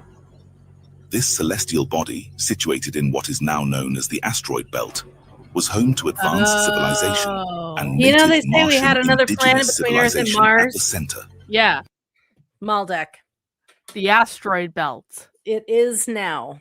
So because they blew up into it's like in Star Wars where they blew up the planet, right? Yeah, something like that. Yeah. Except it became the asteroid belt. Yeah. The planet's environment was uniquely suited to support a wide array of species, which evolved over millennia under its favorable conditions. However, Maldek's stability was not to last. A series of escalating cosmic conflicts driven by the ambitions of the Anak Empire led to the planet's downfall. The Anak Empire, a new powerful muscular warrior hybrid race with origins in the royal bloodlines of Tiamat the reptilian queen and Tiberian the Lyran prince, sought to expand its dominion across the systems. In the urban centers of the planet Maldek, the Martians lived in an environment guided by deeply ingrained social structures and cultural practices. Their society was organized into four main communities: the scholars, the warriors, the merchants, and the laborers. Each community had its role, determining work and social interactions. Families lived together in large joint households, with the eldest Martian, usually a male, making important decisions and guiding the family. Guys. Amidst the dunes, life thrived in forms both strange and wondrous. Tall, slender cacti-like plants with translucent crimson spines dotted the landscape, their roots delving deep into the sandy soil in search of elusive moisture. These plants bloomed sporadically with delicate, bioluminescent flowers that glowed softly in the darkness, casting pools of iridescent light on the ground. In the heart of the desert, giant Martian statues known as the Crimson Guardians stood sentinel over the land. These towering monoliths, with their smooth crimson surfaces reflecting the light of the suns, were believed to hold spiritual significance for the planet's indigenous inhabitants. The statues of the ancient Martian founders, standing 60 feet tall, watched over the landscape, embodying the wisdom and strength of the Martian people. In a modest home nestled on the outskirt farming dunes of Maldek lived Hanuman with his family. Luke Skywalker. Hanuman was renowned for his keen intellect and formidable abilities among the Green Martians, a race known for their telepathic gifts and shape-shifting abilities. His wife, Miria, greeted him with a warm smile and a cup of rejuvenating nectar brewed from the exotic flora that thrived in the desert's oases. Their daughter, Kahim, burst with youthful energy, eager to explore the wonders of their world and inherit the wisdom of her parents. Hanuman served his community as a scholar and advisor in Maldek's capital city. His telepathic abilities allowed him to communicate effortlessly with his fellow Martians, fostering unity, his beliefs and values firmly rooted in family, culture, and a higher power known as the creator of all. The city itself was a marvel of Martian architecture, much like their capital planet known as Mars, blending ancient stone structures with shimmering bioluminescent flora that illuminated the night.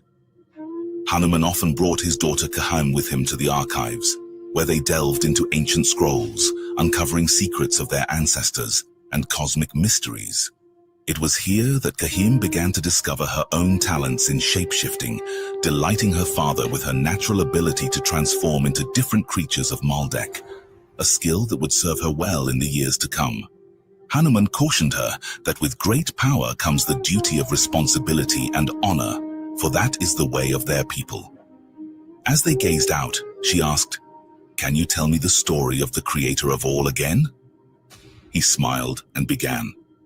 Before the stars, all beings and existence, there was a great spirit named Barbelo. In a moment of desperation, Barbelo split into two opposite spirits, mother and father, both unaware of each other. The mother, wounded from the separation from the unity of Barbelo, birthed the celestial cosmos in the 11th density. She eventually found the father in the void. At first, the father's spirit pushed her away, but the mother persisted and maneuvered closer. They eventually connected and merged with each other. From their union, they gave birth to children, sons of light and sons of darkness. Hanuman paused from the story and said they must return home before darkness strikes early. Despite the peaceful tranquility of the world on Maldek, shadows loomed on the horizon. One fateful day, the celestial hybrid group known as the Anak descended upon Maldek's landscape, heralding an era of devastation reminiscent of the ancient Chaka Empire. Unbeknownst to the Martians, the Anak carried a malicious virus designed to incapacitate and enslave any species they encountered. The virus targeted the very essence of Martian powers, rendering them weak and feeble, unable to tap into their abilities. Panic and despair gripped the Martian populace as many fell ill and were swiftly captured by the Anak's forces. Surprised by the invasion, Hanuman used his Martian abilities to fight against the tall Anak warrior humanoids raiding the center's archives. Ready to sacrifice his life to protect the records of ancient Maldek, he thought about his wife and daughter and fled the collapsing capital. He navigated through invading Anak flying drone enforcers, enslavement envoys, demolished buildings, guard posts, and the bodies of his fellow Martians near the outskirts of his home. Tragically, when he arrived home, he found his wife, Myria, and daughter, Kahim, had fallen ill and passed away. Grieving and desperate, Hanuman buried them before narrowly escaping the clutches of the Atlantean overseers, fleeing into the depths of Maldek's untamed wilderness.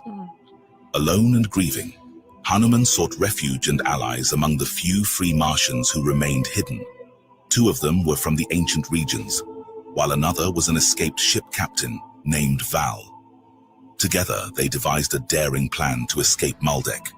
With Val's help, they commandeered a small spacecraft from the Anak's seized fleet.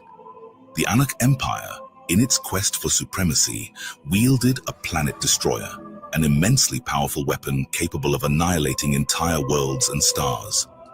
This weapon, chronicled in ancient texts such as the Mahabharata, was designed to be a decisive instrument of cosmic warfare. Under the cover of darkness, they launched their vessel into the void, navigating through treacherous asteroid fields.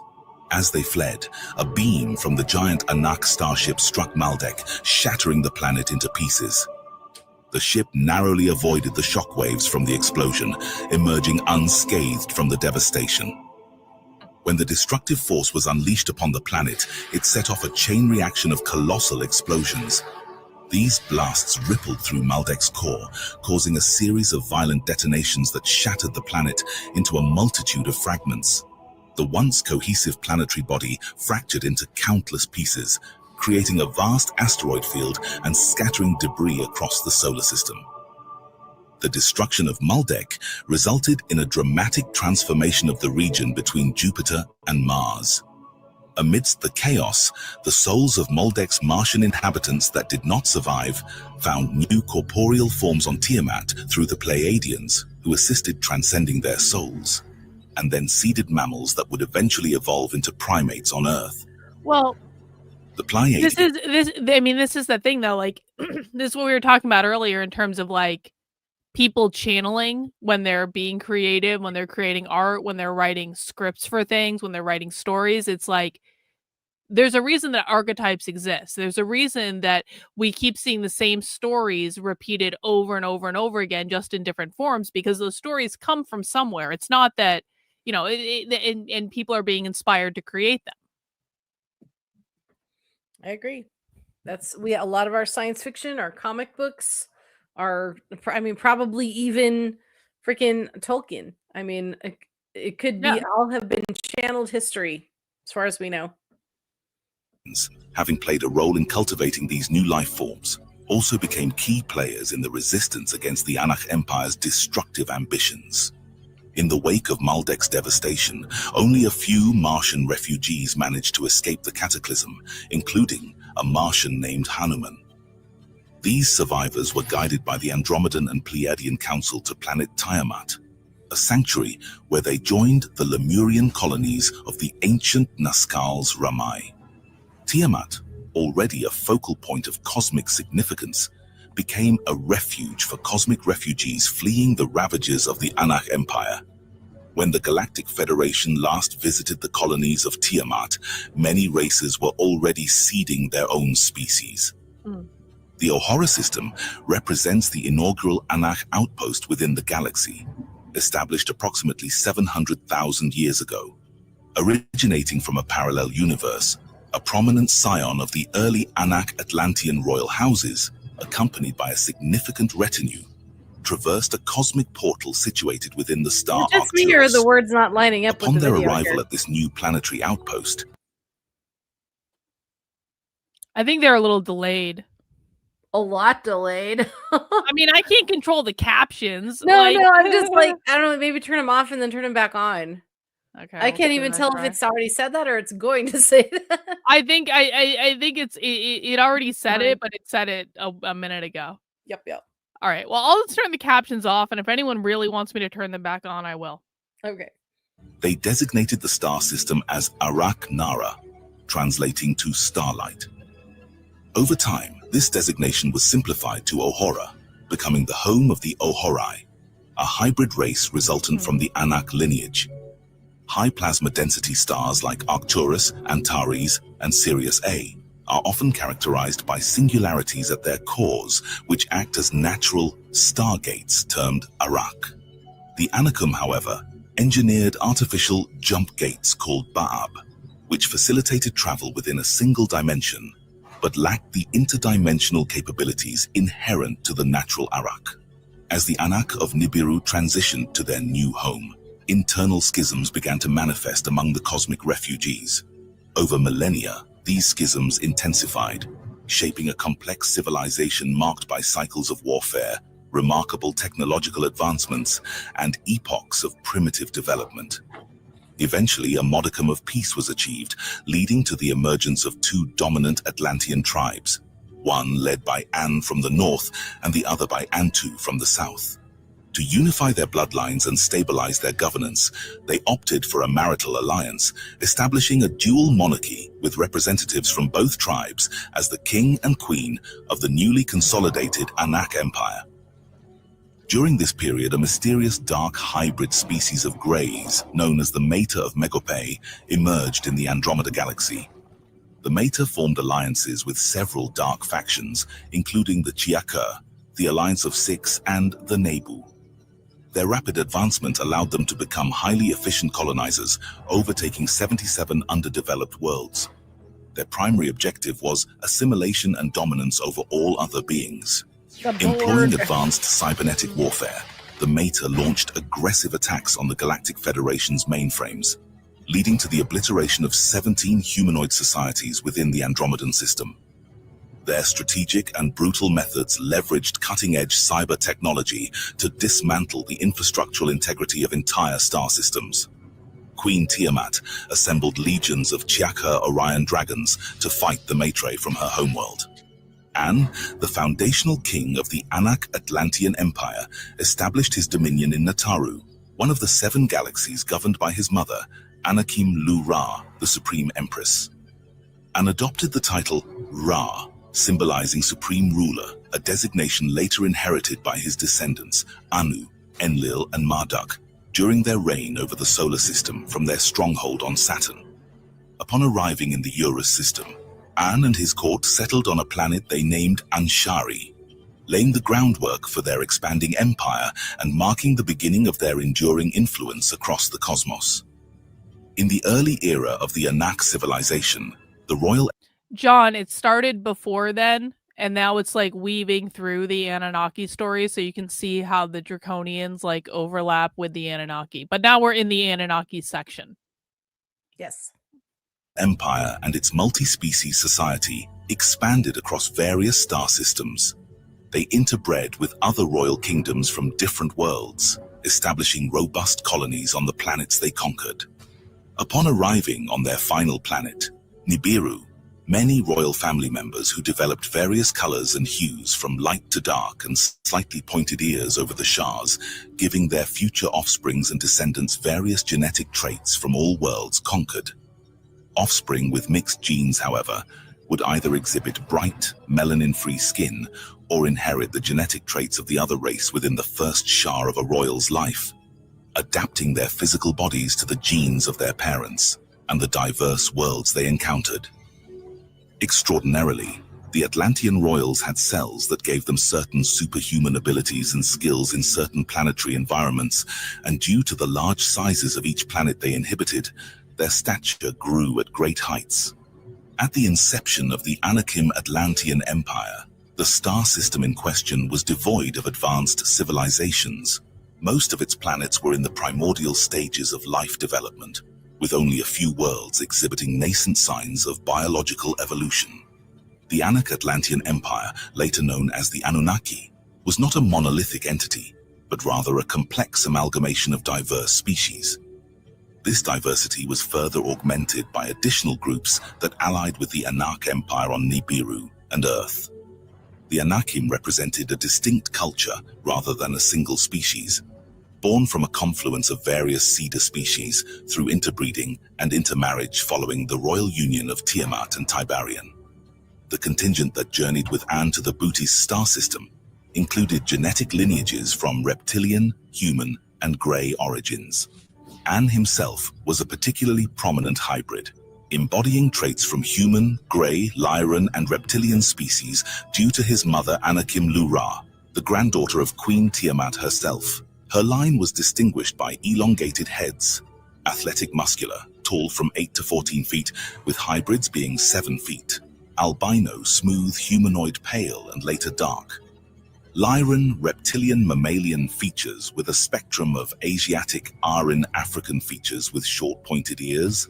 Lion texture hair from dark and blonde hair, with blue, green, and dark brown to hazel eyes. In the early years of his reign, Supreme Emperor An, as the patriarch of the Anak Atlantean Empire, was driven by an unrelenting quest for power, resources, and territorial expansion.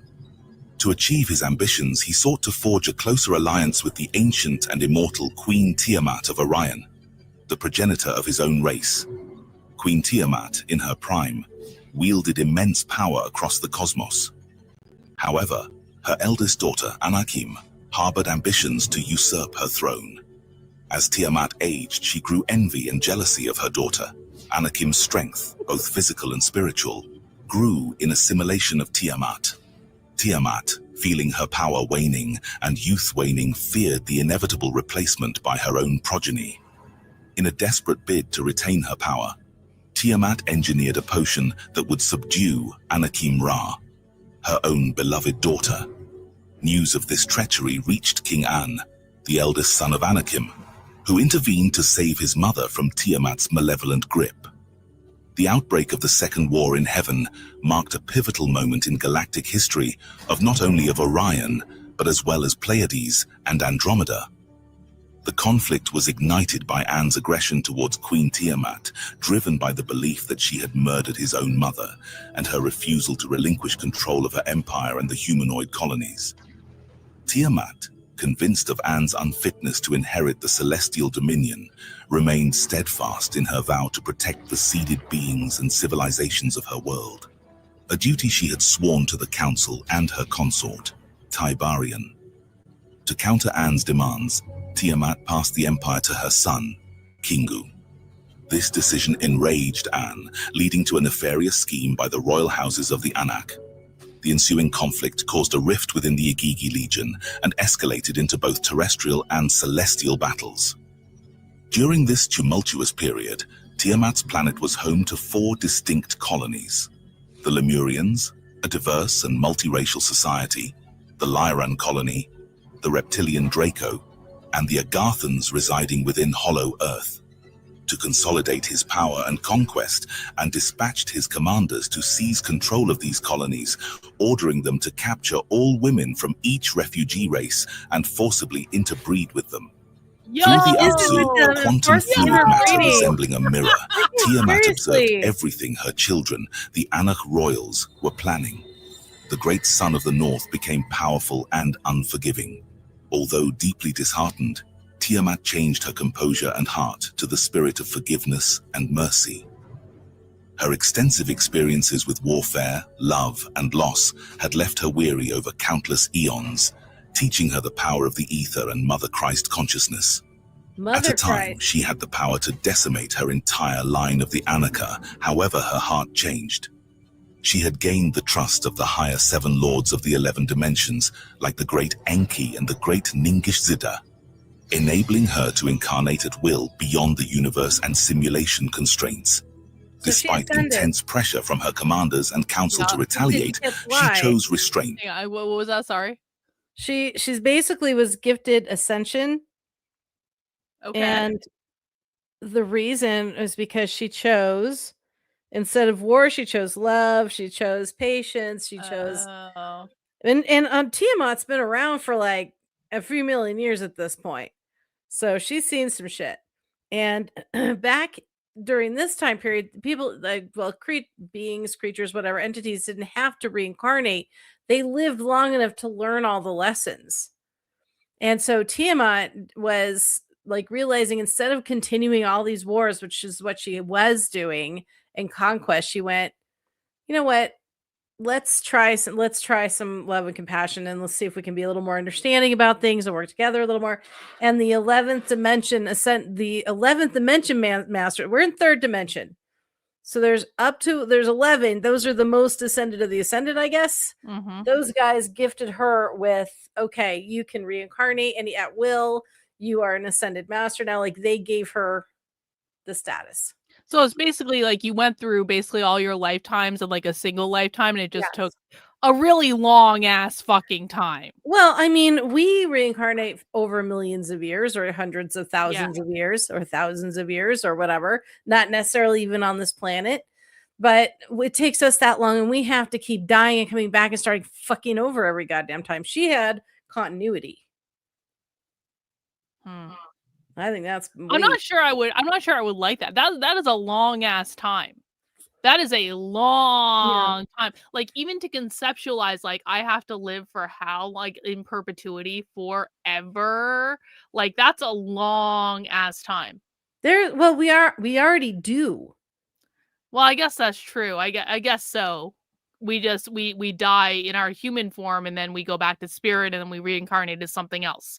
Maybe human, maybe something else. So I guess that's true, but I think in human terms, because of our makeup, it's like if you play a video game. Imagine if you played a video game and you never died, and there was 73 hours of video game ahead of you, and you had to sit there and play the whole thing. Well, you know what, Jennifer? That was actually a reality at one point, because back in the day, there was this thing called the Game Genie. And the Game Genie, you attach it, you basically put it in on your Nintendo games. It was like a little thing you put in with the game, and then you put some sort of fucking code in. They send you a book and they say, here's the code you need to put in to get infinite lives in Super Mario Brothers or whatever the fuck. And it actually instantly, at least for me, it instantly almost made it an unbearable experience. Because it's kind of like, now I actually have to play the whole fucking game. Like, this is a long ass fucking game. Well, sometimes like when your character dies, you're like, oh good, I gotta go to the bathroom anyway, or I need a break. I was like over this. I don't really want to play anymore anyway. I need a break. So like for our minds, it's like death is sort of like, oh good. The Game Genie was awesome. I remember when we got the Game Genie. The Game Genie, like it had so many improvements. Like some games you got to run faster or like whatever. Ooh. It was one of the best inventions ever. That reminds me of like what they would do these days with mods. Yep. So it was like the first mod, but it was a literal plugin, not a ethereal plugin. Yeah, back in the day, like people who never played NES, you guys don't know how fucking good you have it. We had to blow in video games. We had to attach different things to the games, and then when it didn't work, you had to blow in both the Game Genie and the fucking game until it worked. I remember and you had to blow in the actual console, and we didn't have canned air. We were doing this with like straws from McDonald's. Yeah, like, we even had those things you could press and exactly. And you had to know the secret. How did we even survive? How did we fucking even survive childhood? You're even older than me. Obviously we're both 29, but like you, man. We used to go outside and actually physically hurt ourselves in Game Over and have to like limp home. And it wasn't just a video game. Those came later. At first, it was actually our bodies. You know, I was fucking thinking about this the other day because I saw some nostalgic thing on Instagram where it was like, here's what the 80s were like for kids. And I was like, you know what? That's actually exactly what they were like. And it was like, because I mean, I do like, I was born in 1981, so I did have childhood in the 80s. I just remember the 90s more. And I was thinking about some of the shit that we used to do. Like we would just like I would always go over to my cousin's house after school because I'm like Irish, and so I had 87 cousins, and my grandmother would babysit us all at the same house. So like all the cousins were always around. We would like go off in the middle of the fucking woods doing God knows what, walking 3 miles up a mountain that was right next to my cousin's house, getting into all sorts of trouble, like the making like fucking like forts and shit, or we go on, or we just like, and like you're riding your bikes everywhere, and there's like no one watching out for you, and there's no time, like no fucking cell phones, no wristwatch. Like very few of us actually had wristwatches. That's why they said when the lights come on or the sun starts to go down. If you fell off your bike somewhere, like you were shit out of luck unless like someone came and by and picked you up with the car or something like that. Like there was just nothing to fucking do about it. Yeah, it's just you like came back behind your cousin on their bike with like the look of shame. I remember like I would like there were days where I would take off and just go out into like there was a nice like watering hole like a couple miles, like a hike through the woods from my cousin's house, and you just go and you hang out there all day and you're like swimming in this random lake. Like God knows what was fucking in that lake. And we didn't care. I still catch crawdads and tadpoles and stuff, and it was like the coolest. And I was fearless. Like nothing bothered me. I picked up daddy long legs. Nothing bothered me. And I didn't care about really any bugs. I loved everything that was around me and played with all of it and respected it, of course, you know, as one does. It's like, I feel like if I had a kid today and that kid did half of the shit I got into with my cousins when we were younger, I don't even know. I would be freaked the fuck out. Free range parenting was the way. They didn't want us around. They didn't want us at all. Like that's the thing about like the Boomer and Jones generation. Like they got caught between independence and like being able to like burn your bras and women in the workplace and all this other feminist stuff and traditional roles. And they got stuck between them. So they still got married and had lots of kids, but then they all got divorced later. Some did. But then it's like they didn't want to be there for them. They're like, if given the choice, I don't know if I would have all four of you assholes. You know, like that kind of thing was what would happen. But yeah, then we would go out and just explore and climb trees and scrape our knees and bruise our bodies. And step on fucking nails and fall off giant fucking rocks and shit. And tumble down hills. And nobody at school went, where'd you get that bruise? Yeah. And we went, literally, I fell down, and they would like, okay, you know, like, whoa, are you okay? What happened? And we go, well, I was on my bike. Say no more. Now it's like, you have a bruise. Oh my God, who's beating you? I Just cannot. awful now. Yeah. Man, everything sucks now. You can't go just hurt yourself. That's how you learn what your limits Everything are. sucks, and kids don't even know how to operate without a fucking phone. And like, I mean, even me too. I'm like, how the fuck did I survive without a cell phone? And never got lost. Like, I did Always half knew of where you were. college without a fucking cell phone. Like I had a cell phone, but even back then in college, like cell phones weren't like they were now. It's like the iPhone didn't come out till much like we could text and stuff, but you had to like use the keypad. At first, it was just phone calls. It just was a cordless phone.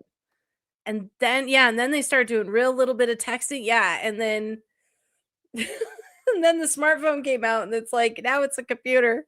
Now I have, like, you remember how they told us we weren't always going to have a calculator with us in math class? We do actually always have a calculator with us. They fucking lied. They lied to us. You've seen those pictures of like 30 different pieces of technology from the 80s that are now in this? You know what? I was at a museum, and this was actually about 10 years ago, because I remember I went with Aaron actually. And so I was in a museum in Washington, D.C. It was like the Aerospace Museum or something like that. In one of the display cases, they had a map, like one of those big atlas books. Yeah. It was like a map, a relic, a road map, a relic of a former time. Oh, come on. I swear they had a fucking giant, because you used to have to get like maps in these giant books, because like we didn't have fucking GPS. No. We had to actually have a fucking road map or an atlas or something. And I was like, I saw that, I was like, oh. And you had to buy them every couple of years because the roads would change. Yeah. You know, and oh, that's in a museum. That was 10 years ago. Oh shit. They made a fucking atlas in a museum. That is so, I guess for people who are new, that would feel like, because when I was 20, what year was it when I was 20? When I was 20, the 50s were like 40 years before me. So 40 years ago felt like forever. The 50s felt like the fucking Stone Age. So I'm sure that's how like the 80s and 90s feel to Gen Z, you know, and the late millennials. Like they're probably like, what is an atlas, you know? yeah, what even is that? I saw a video today. This is the last thing I'll say on this. I saw a video today, and I was like, I'm fucking done with the internet. The internet fucking sucks. It was asking like younger people what year you have to be born in to be considered old. Oh no. Oh no. Oh no. Don't ask the young person that. They don't know what old is. They were like 2000. I'm like, fuck you. Wait a minute. 2000s are that's only 25. They're only 25. How are you old at 25? Do they math? Do they know math? Is there math involved? No, I don't know. I don't know that they know math. Maybe you meant I can't. Yep. I cannot. All right. Yeah. I'm 29. I don't know about you. I'm 29. Yeah, 29. Mm-hmm. Yeah. Mm-hmm. And ordered Igigi guardianships over the colonies on Tiamat. In response to these aggressive maneuvers, Merlin of the Council of Five and the Galactic Federation dispatched emissaries with a substantial military force to infiltrate Demeter's colonies, nocturnal abandoned seed colony planet of Almu. Tiberian of Sirius was appointed as a commander for this critical mission, who had been away in the outer rims of the cosmos from Queen Tiamat for 3 Shahs. However, during a seemingly diplomatic meeting, Tiberian and his emissaries were betrayed and lured to their demise by the Megape Mater leaders. The grievous news of this betrayal reached Tiamat, who was profoundly distressed. At this time, she was nurturing her last son, Kingu, born from her union with Tiberian. Kingu was destined to become the new heir to the cosmic legacy, inheriting the mantle of the Anak royal bloodlines. Within a Shah, Kingu prepared to confront An. Empowered by King's resolve, Tiamat bestowed upon him 2 priceless gifts: vast reserves of gold from her planet and the Tablets of Destiny, artifacts imbued with the power to rectify celestial planetary alignments. During the ongoing conflict, Kingu demonstrated exceptional skill on the battlefield. Kingu's key weapon was the Lunar Scythe, a crescent-shaped blade that would inflict devastating blows and disoriented enemies with blinding light. It also generates localized gravitational fields to pull or repel foes and unleashes tidal wave attacks. However, King An was steps ahead of Kingu on the battlefield. He had captured targeted Kingu through his technological weapon of electricity. In a ritualistic assembly, Kingu was executed, but buried on Tiamat's moon base. An and his commanders, towering 10-foot warriors, fiercely cut down Kingu's army both in heaven and on Tiamat. The clashes unfolded across both terrestrial and celestial arenas, with participants including the colossal Igigi, the Lyrans, and the Lemurians. Meanwhile, early hominids, concealed in caves and lowland refugees, observed these celestial battles with a sense of awe, though their understanding of the events remained rudimentary. As the war escalated, Anak commanders commenced the systematic abduction of defenseless innocents, transporting them aboard their ships and further amplifying the war's scale and horror. In a desperate measure to force Tiamat's surrender, An deployed devastating high-beam missiles against her. The impact was catastrophic, shattering Tiamat's planet into fragments. This destruction caused much of Tiamat's debris to intermingle with the remnants of Maldek within the asteroid belt. Despite the dire circumstances, Tiamat, aboard her celestial vessel, attempted to salvage the fractured planet using the Tablets of Destiny. This advanced technology enabled her to stabilize the scattered remains, leading to the formation of a new world that would come to be known as Ki, Terra, and eventually Earth. As the new planet began to coalesce and stabilize, Queen Tiamat closed her eyes and released her spirit. At that there she went. In a state of heightened desperation, and ordered the deployment of the Brahmashira Astra onto Tiamat's celestial boat. The detonation of this weapon caused a cataclysmic explosion that reverberated through space, rendering all subsequent events inaudible. In the aftermath of this destruction of Tiamat's abode, the presumed annihilation of Queen Tiamat was confirmed. Following this cosmic upheaval, the Galactic Federation of Worlds arrived late to mitigate the extensive physical and spiritual devastation inflicted upon the third dimension. However, they had enough time to kick out the Empire of Atlanteans from the dimension temporarily to prevent them from further tampering with Earth. The Anak Empire, now firmly established, assumed control over the remnants of Tiamat's dominion and the Orion Empire previously ruled by Kingu. They retreated to new worlds and territories. At this, the line of An was solidified for all time, and the story of An and Tiamat faded into history and later into myth. Ashari, the fourth planet within the Thula system, emerged as a formidable gas giant encircled by 7 distinct rings. It is protected by impenetrable magnetic fields and multiple layers of plasma barriers, rendering it virtually inaccessible. Serving as the stronghold of the Anak Empire, also known as the Old Empire, Ashari is the nucleus of one of the most illustrious and powerful empires in the galaxy. It functions as a crucial gateway to a parallel dimension where the Emperor and his court reside. This parallel dimension in the fourth density, known as Nibiru by the Atlantean Anak and their original homeworld in Galaxy Urea, was named by Enki, a descendant of An. Enki's celestial vessel was also named Nibiru II. Subsequently, the Anak Emperor, Anu-Ra, also known as Anu High Supreme, led a migration to this galaxy with his court from their previous homeworld. Nibiru, identified as the 12th planet in the distant galaxy of Urea, was designated to traverse interdimensionally to Earth, a planet that had once been part of the now-fallen Tiamat. Approximately 497,000 years ago, the newly established planet Nibiru faced severe peril as its atmospheric conditions and resources began to deteriorate.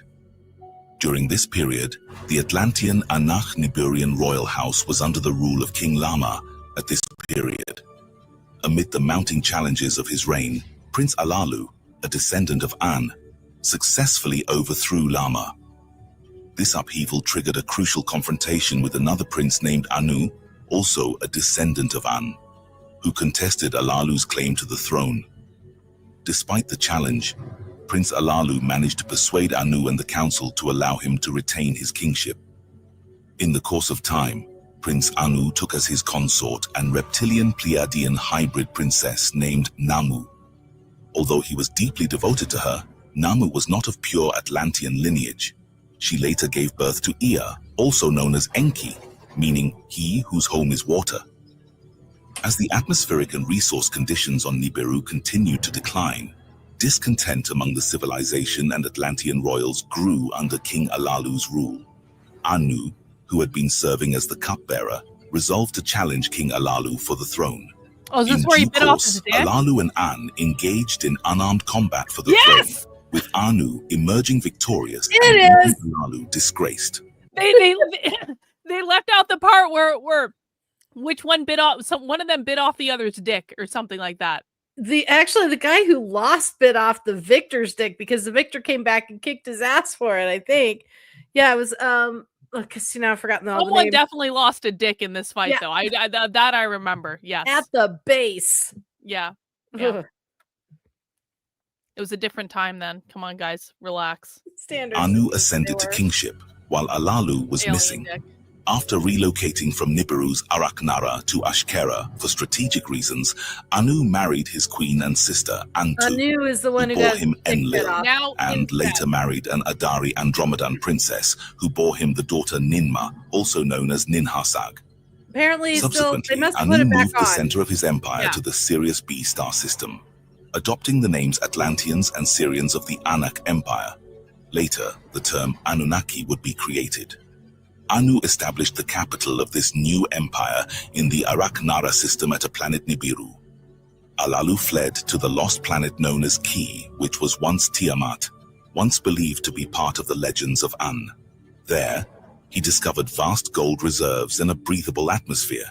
In response, Anu organized a mission to the planet, leading to the establishment of Eridu and the mining site Abzu. Alalu was given reign and charge of Earth under King Anu's reign and observation. Anu placed his own elite Igigi star pilots, the Igigi, into orbits throughout the solar system. Any transgression, any mistake made by Alalu would bring down the wrath of His Highness, King Anu. Alalu has a son with an Igigi pilot, and he was named Kumbari.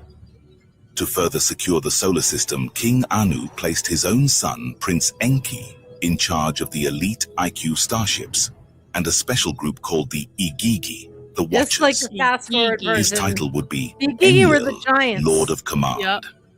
To ensure shipments of crucial resources remained intact and on time, King Anu appointed his eldest Prince Enki and renamed the planet Earth after him. Lord Prince Enlil would be based on Earth, as would be his brother Prince Enki. Enlil would travel the skyways, Enki would develop the system worlds, and conduct continuing Genesis experiments on the watery world of Uranus. Mining, production, and metallurgical operations would also fall into the realm of Prince Enki's control. In this way, the king was assured his hand would extend over Alalu's solar system. Anu decreed Ki to be renamed as Earth after Prince Ea. And so it was for many periods. Former King Alalu would keep his word, producing the resources and maintaining order in the Ninth Passageway, while King Anu reluctantly allowed a once-hated foe to remain in power in the Ninth Passageway. But Anu would never forget the injury he had suffered under the hands of his uncle Alalu. When speaking of King Alalu Duplicate Palace, the great Anu always referred to it in an angry and disparaging manner. An impure palace, he called it. His own palace on Ashari was the pure one. The Eridu palace was the dark one.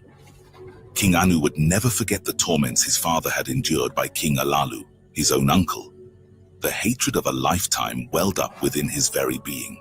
King Alalu would live, but he would pay for his sins against the family of Anu. But history was about to repeat itself. For in the very heart of Eridu, the grandson of King Alalu named Kumbari, heir apparent to the throne of the solar system, had become a far more powerful figure to the followers of King Alalu than King Anu was comfortable with.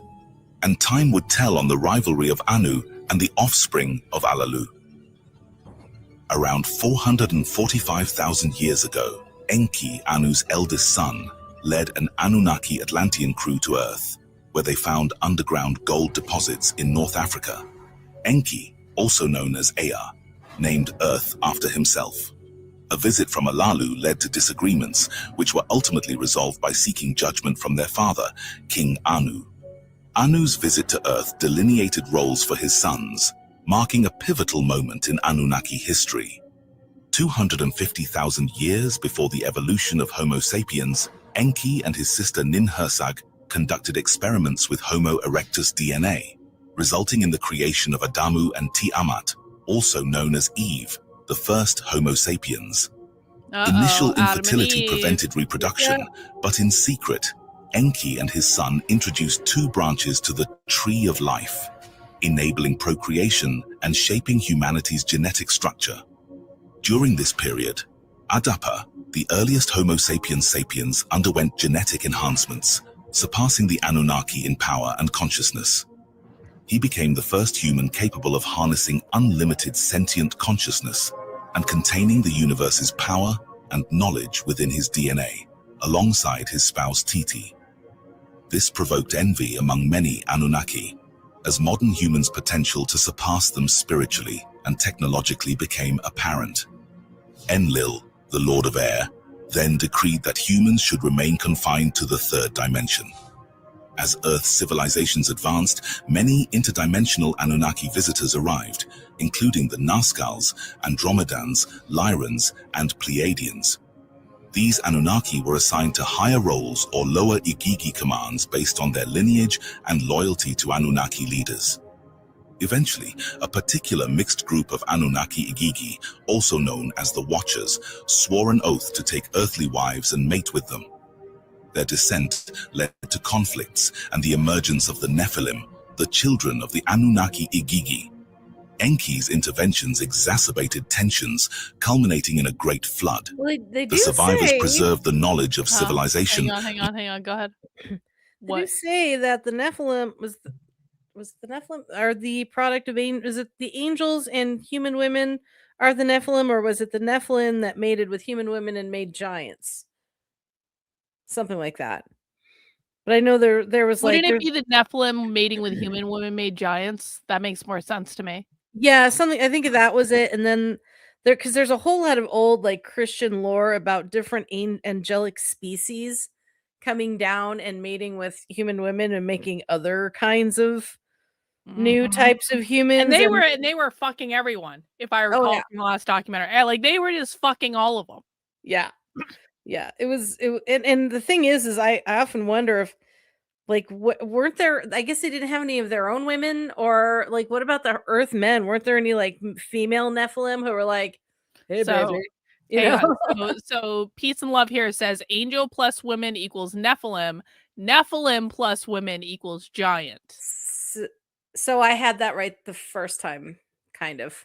Well, it's kind of like both, isn't it? Like the angels have to mate with the women to create the Nephilim, and then the Nephilim have to mate with the women to create giants. So they're all everyone's fucking everyone, essentially. Yeah, but I think that like that could either be literal or it could be a genetic program. I think a lot of it is literal. The Bible makes it sound like it's literal sex, and this kind of makes it sound like it's a little more of a genetic experiment. But some of them were I mean, they were interbreeding partially because they were experimenting with genetics. They were just doing it a little more organically. Leading to the development of diverse cultures and civilizations. Around 75,000 years ago, Earth saw its most advanced civilization, with Atlantis and Lemuria thriving in harmony, exchanging knowledge, and advancing consciousness.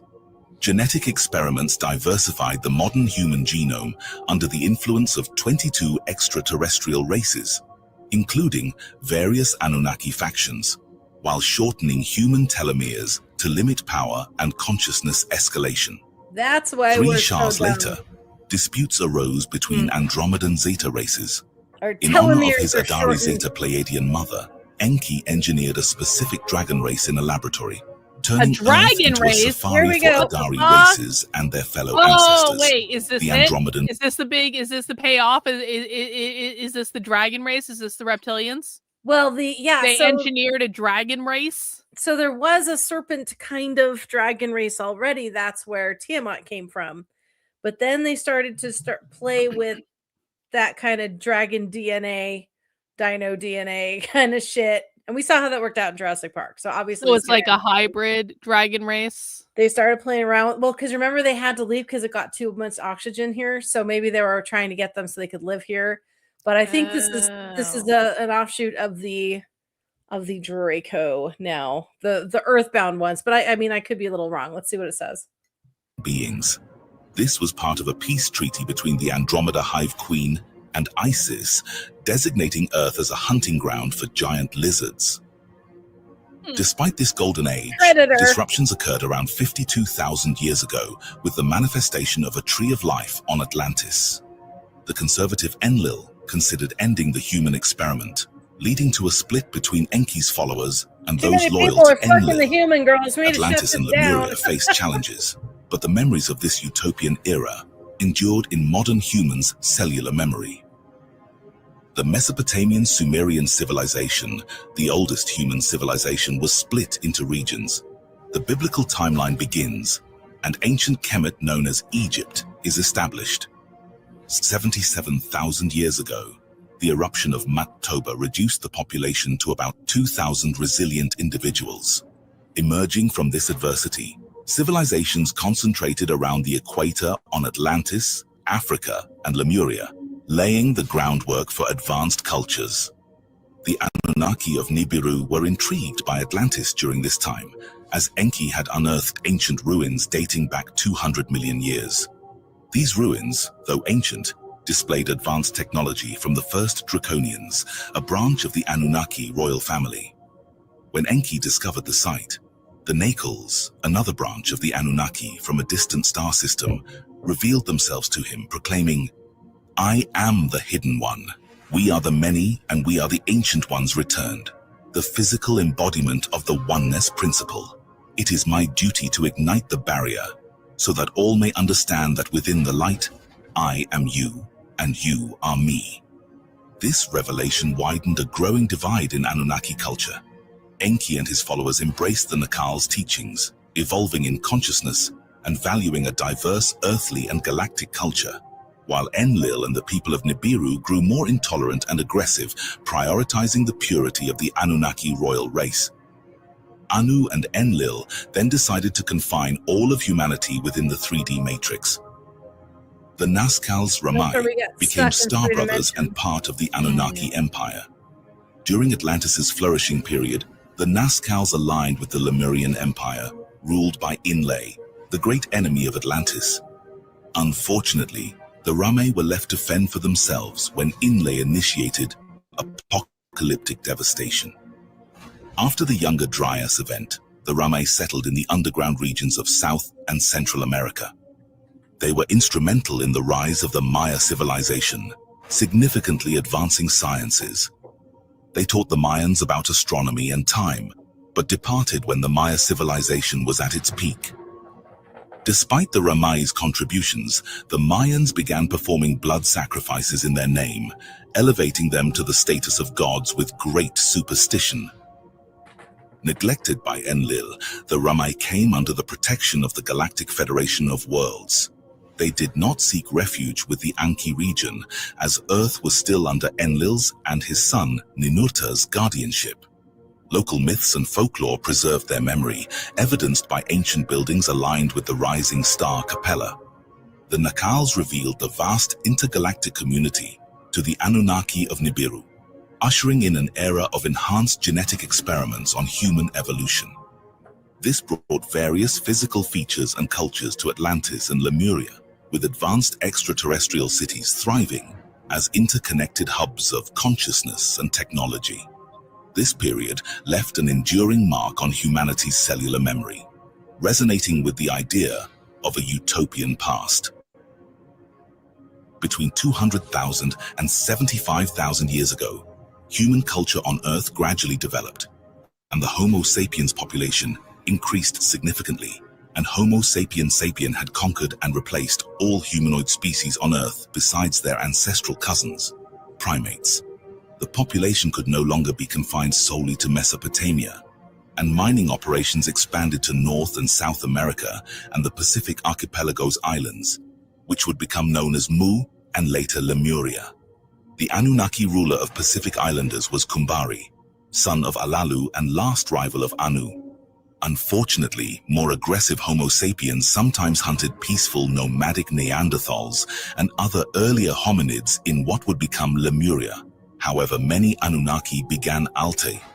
The Nassau's, resembling South Americans, protected their people in Lemuria and helped enhance the culture and spiritual prowess of early hominids by teaching them to tap into their energy bodies for guidance and protection. This marked the beginning of the Lemurian mystery schools, where Ningish Zida, also known as Thoth, married a Nazcal Ramai Lemurian princess known as Nut. Thoth then became an ascended master and later established the Egyptian mystery schools on Earth. Despite some exceptions, when the two cultures met and mingled, they were relatively equal in intelligence, though they had evolved differently. Anunnaki-bred humans focused on industry and technology, while Lemurians emphasized nature and spiritual development, reflecting the ancient divide between civilized cultures descended from the Atlanteans of Nibiru and the Nakaals of Lemuria line. 37,000 years ago, the second catastrophe on Earth occurs due to planetary system movements and is recorded by Ningish Zida. Enki orders his son Ningish Zida to rebuild ancient Kemet, and he has a fallout with his brother Marduk, also known as Amun-Ra.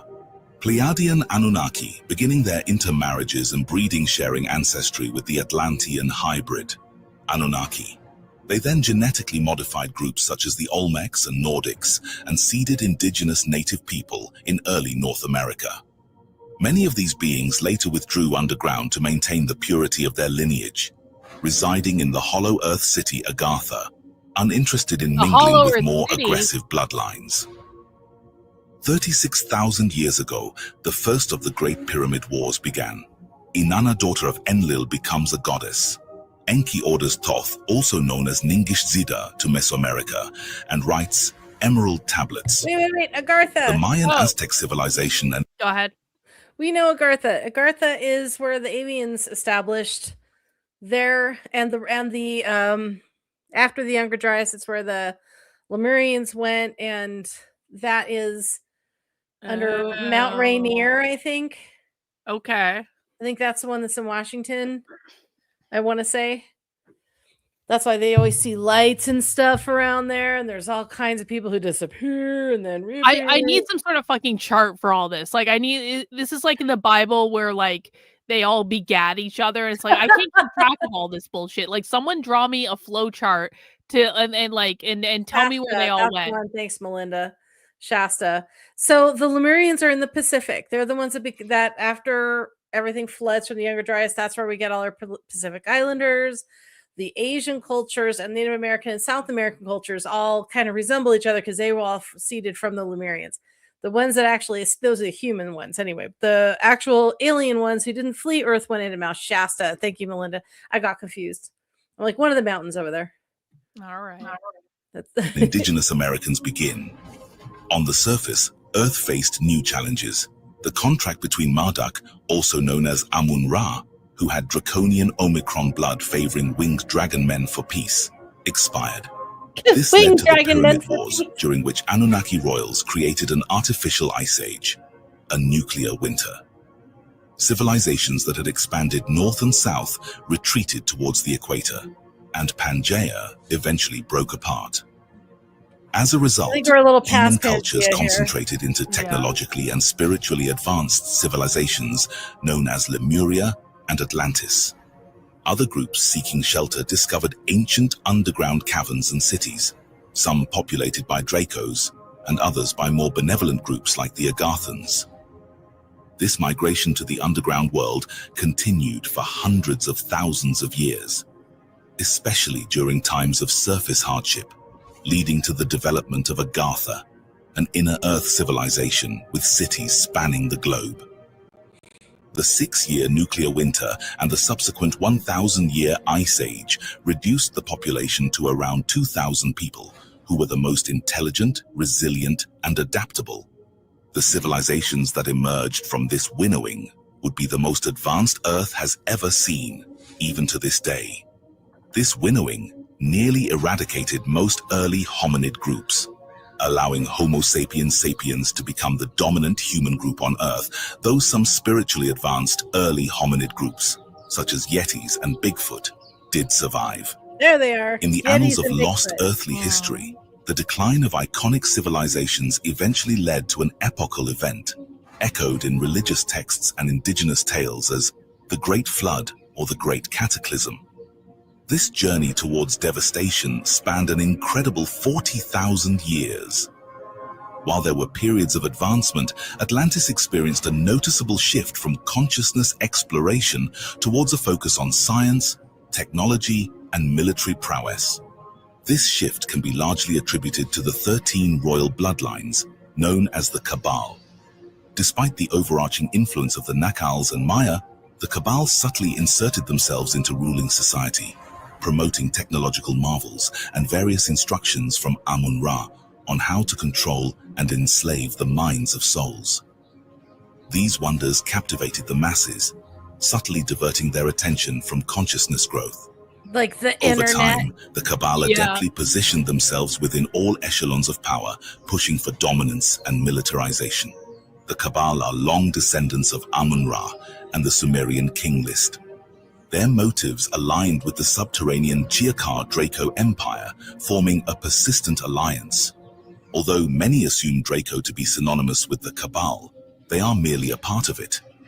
As Atlantis leaned towards militarism and global governance, Lemuria, striving to protect its spiritually inclined populace, became distant and defensive. This rift inevitably spiraled into hostilities. As decline approached, the Pleiadian Anunnaki, distressed by Earth's dropping vibrational frequency, began distancing themselves. They retreated to Shambhala and other fifth-density bases, including Venus.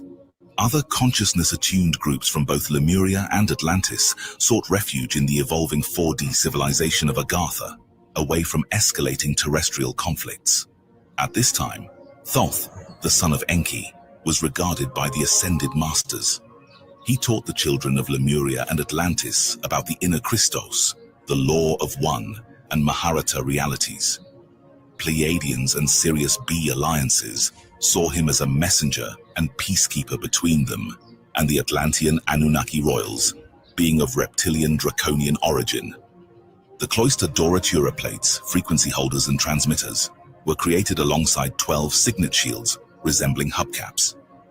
Each signet shield was given to the angelic human races in 2460 BC as part of the Emerald Covenant. These were remote activators for the stargates. Without the upper plate, activating the shield to open any stargate was impossible. Thoth was entrusted with Plate 11 to transmit information to assist the Anu Melchizedek races, including some corrupt ones, in starting bioregenesis. It was agreed by the Anunnaki royal families that they would oversee Earth and manage its time matrix. Thoth then decided to side with his family and the Ayani colonies, remnants of the Lemurian continent after its destruction in 50,000 BC. The Ayani colony was positioned where the activator Q site for Stargate 12 was located, connecting to the halls of Amoria D6 Stargate to send enough frequency to break the Nibiruan crystal holding grid of Amun-Ra in present-day Kauai, Hawaii. Thoth selected a few Anu Melchizedek priests to work with the Templar mechanics. Their role was to help break the Nibiruan Atlantean crystal grid. They sabotaged the entire mission. Thoth returned from Nibiru to Earth with raiders and mercenaries to the Ayani colony. Upon arrival, he offered the priests a chance to sleep with and breed with Ayani women.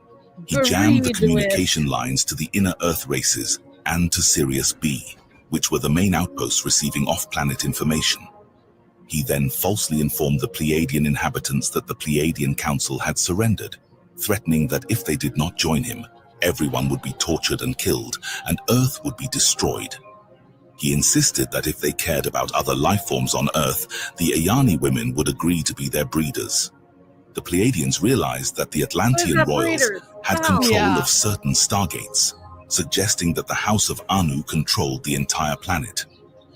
This event became known as the Great Deception of Thoth by the Galactic Federation of Worlds.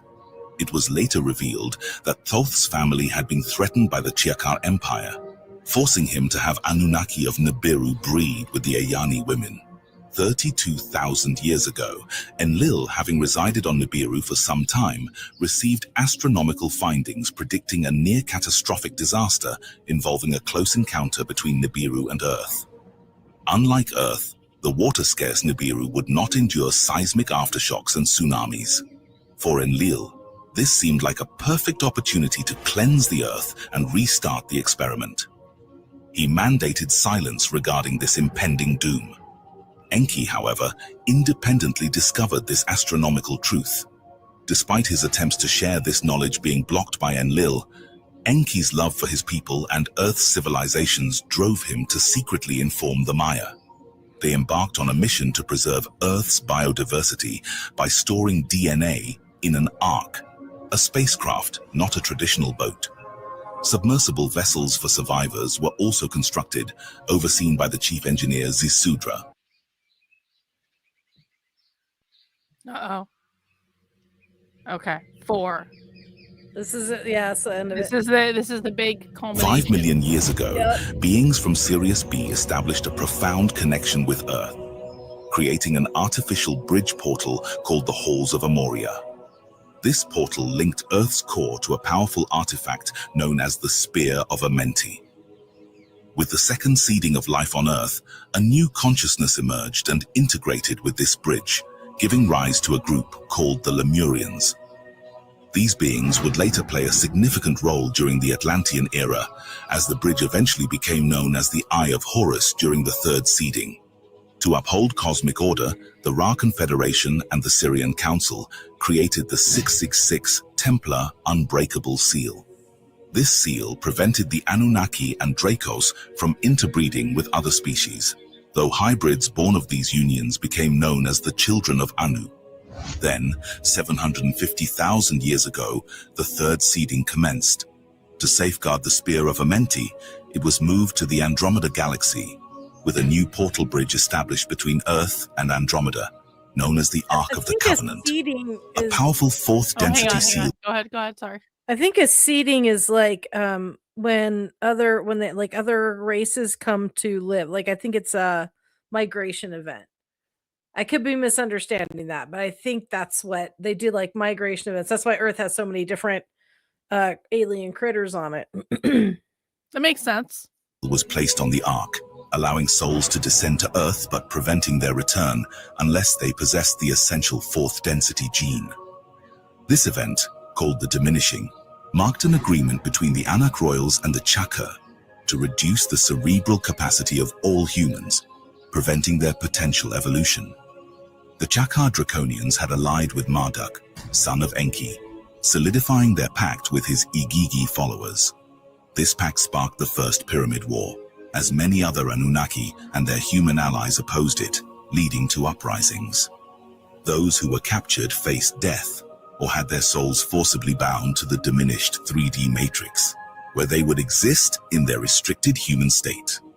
Around 32,000 years ago, as the capital island of Atlantis sank and Earth's consciousness wavered amidst a great flood, the Nakals took decisive action. Approximately 100,000 Atlanteans migrated in waves to Kemet, or Egypt.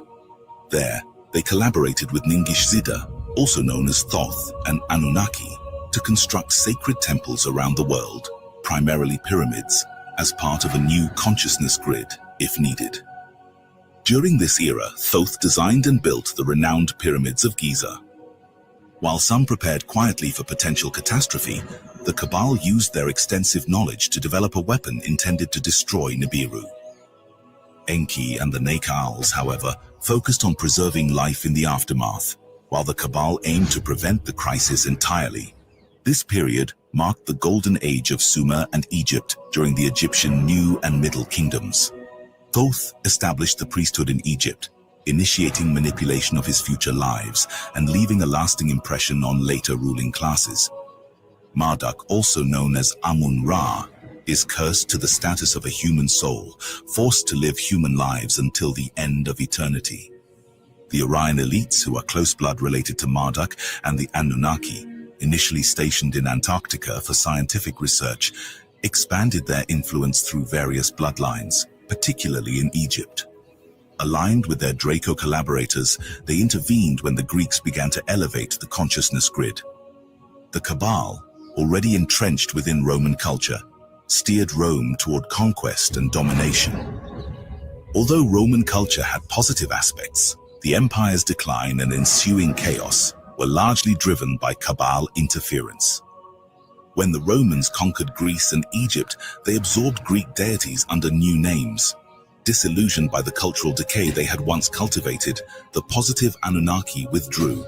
Meanwhile, Roman engagement with ancient Egyptian rituals laid the groundwork for what would become modern satanic practices, with the Vatican and the Roman Catholic Church deeply implicated. Despite influential figures like Buddha and Yeshua, the Cabal frequently distorted their teachings. By the time of Christ's crucifixion, darkness had spread across Earth. Yeah, exactly. The Cabal, comprised of both humans and Draco beings from Orion, included higher density reptilians like the Kiakar, or albino Draco, who exerted significant influence. The Cabal's primary aim was to acquire Loosh, a potent energy released through suffering. Combined with adrenochrome, a substance produced under extreme stress, Loosh served as a powerful drug for the Cabal elites. Through these substances, they ensnared influential figures, ensuring widespread control. The pursuit of Loosh and the influence of Ahriman spurred the Cabal's oppressive actions. Ancient conflicts among genetic farmer races were documented in Vedic texts as battles involving Vimanas. Overt displays of power were considered too disruptive to human evolution, leading to the Mohammed Accords, a treaty that pushed extraterrestrial conflicts behind the scenes, granting the Cabal elites an advantage in covert operations. During the medieval Dark Ages, the Cabal's influence continued to grow, while groups loyal to ancient teachings operated in secrecy. The Orion Group's objective is conquest and enslavement, achieved by establishing elite groups to subjugate others through various systems like Yahweh's 10 Commandments, the laws of Ma'at, and modern government laws. Global shifts toward colonization, industrialization, and warfare were all orchestrated by the Cabal. Despite hopeful eras like the Persian Empire and the Golden Age of Islam, the Dark Ages persisted. Today's debt-based economy perpetuates oppression. Historical systems of servitude, slavery, and monarchies have evolved into the 9-to-5 work week and illusory governments. While technology and comforts have advanced, the basic framework of enslavement remains, albeit more comfortable and complacent. The Cabal's control systems permeate society, shaping consciousness through media and entertainment. Ironically, the tools used to subdue humanity also hold the potential for liberation, as reality is shaped by consciousness.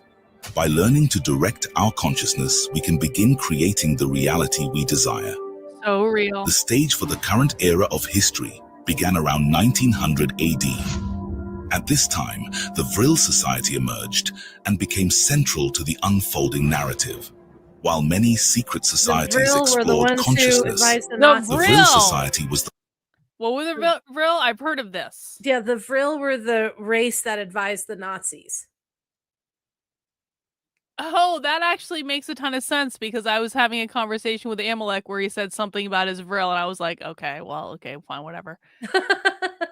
That actually makes a ton of sense. Yeah, okay, I understand now. Nazi magic. Yes, indeed. Shaping consciousness through media and entertainment.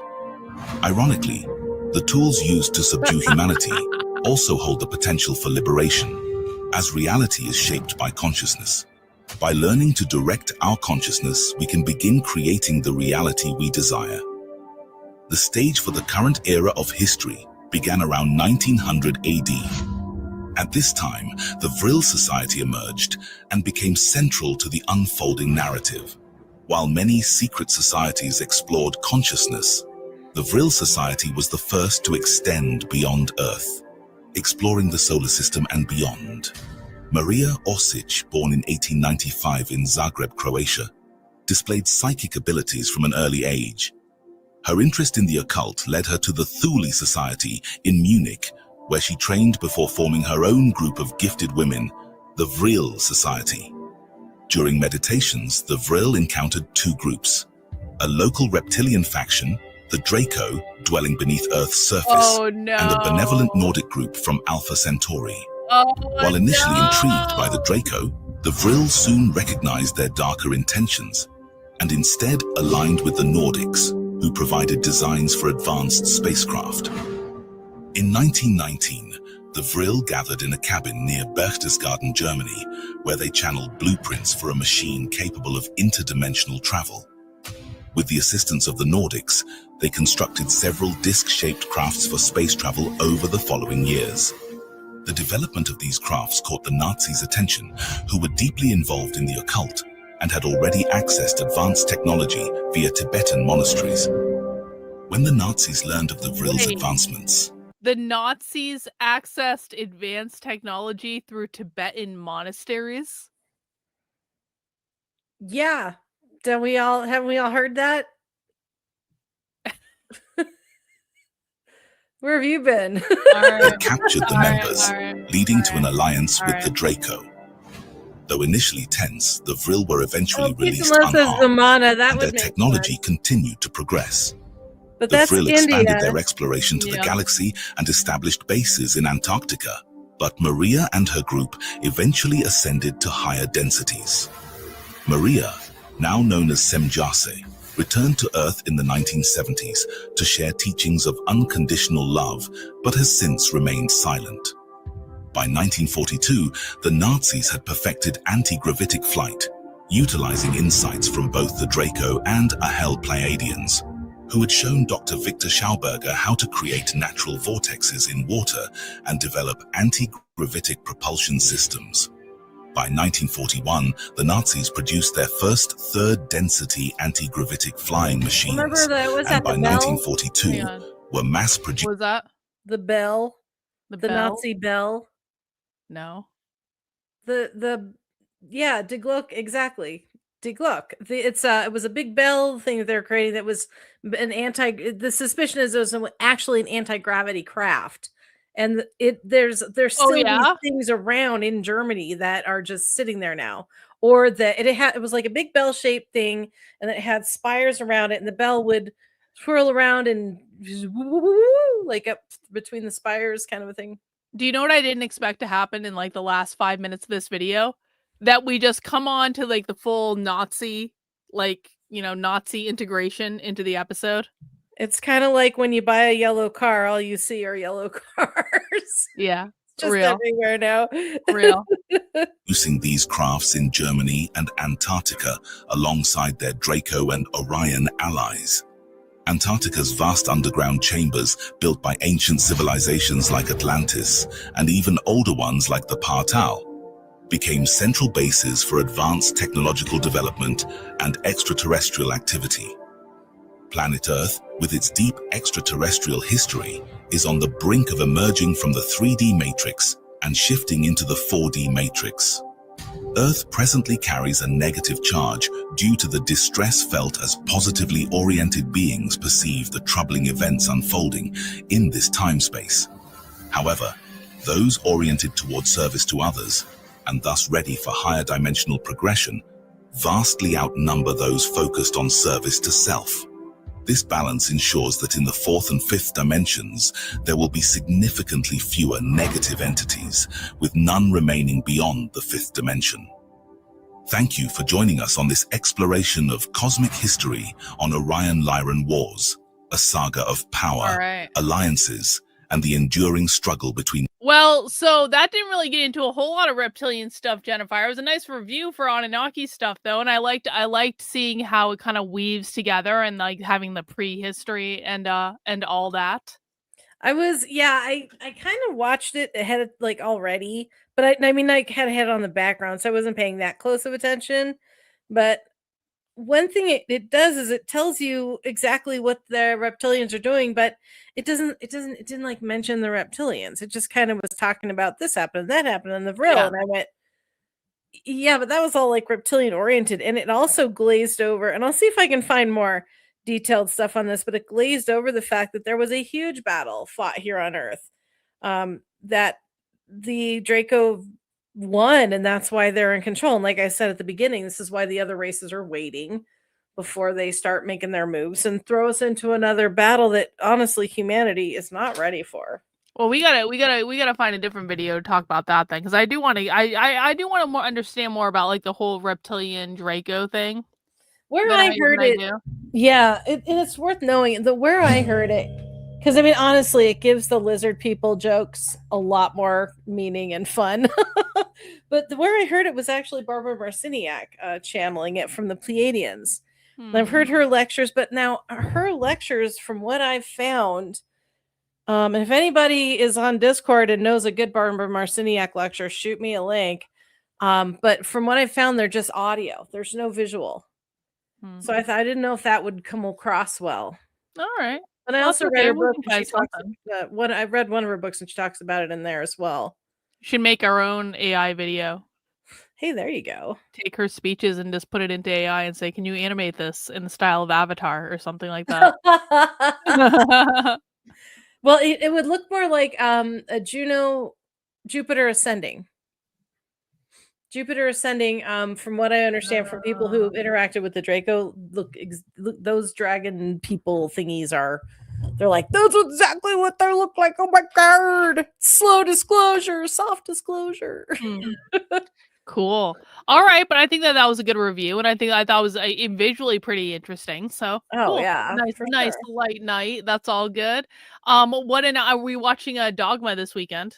Yes, this Sunday we are doing Dogma for movie night, and MacB is continuing his romp through OG Doctor Who on Mondays. Cool. Yes. All right, guys. So make sure you join us for movie night on Sunday night at 8 p.m. We will be watching Dogma. MacB will be watching Doctor Who on Monday at 9 p.m. for his regular movie night. And I'm never traveling again because I can't go undercover anymore. Jennifer, it's over, and so I will be here for all future movie nights in perpetuity forever, unless I actually take a vacation someday. Maybe I will take a vacation someday. Maybe. Hey, maybe I'll go somewhere just for fun. No, I know. Victor, possibly with my husband. Whoa. Possibly. Whoa.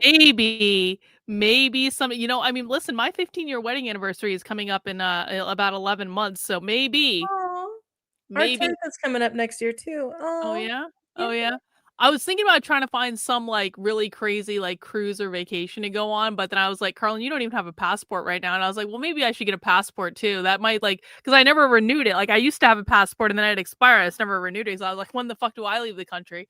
And so maybe, I don't know. We'll see. But maybe I will go on a vacation with my husband possibly someday. We were thinking, because since I got cheated out of my 50th birthday Puerto Rican vacation, we're thinking of maybe doing that for our 10th next September. If we can, we have to see how life tracks. And if it's like in a nice space where we can actually plan a vacation like that, we're thinking of maybe doing that then. That would be nice. Puerto Rico's great. I've heard good things. I've heard really good things about it. Yeah, I'd love to.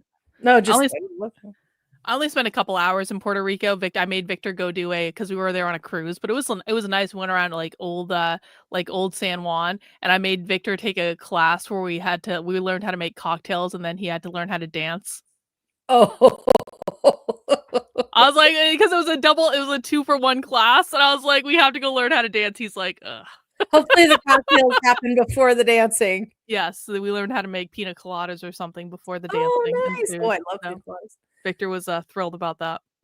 Cool. Yeah, I would just love to go down there. Cool, but the reason Puerto Rico is my main character in my first trilogy bought a beach house there, and it's a big significant part of the trilogy, and I wanted to be her for a day, and I wanted to go actually visit someplace I'd written about and looked and studied Google Maps and looked things up, and actually wanted to go put boots on the ground and be Lexi for a week. That was the whole point. Someday. That's a cool idea. Yeah. All That right. it was fun. So Well, cool. Any other announcements for tonight, Jennifer?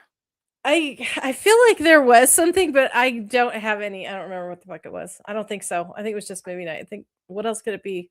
I don't know. I don't I'm know. tired, man. I'm going to bed. Like I'm tired. Like the traveling caught up with me today. I was like, Yeah, I was like, dude. I should be more awake, but like I'm just not. I'm just like, No, rest. Traveling is exhausting.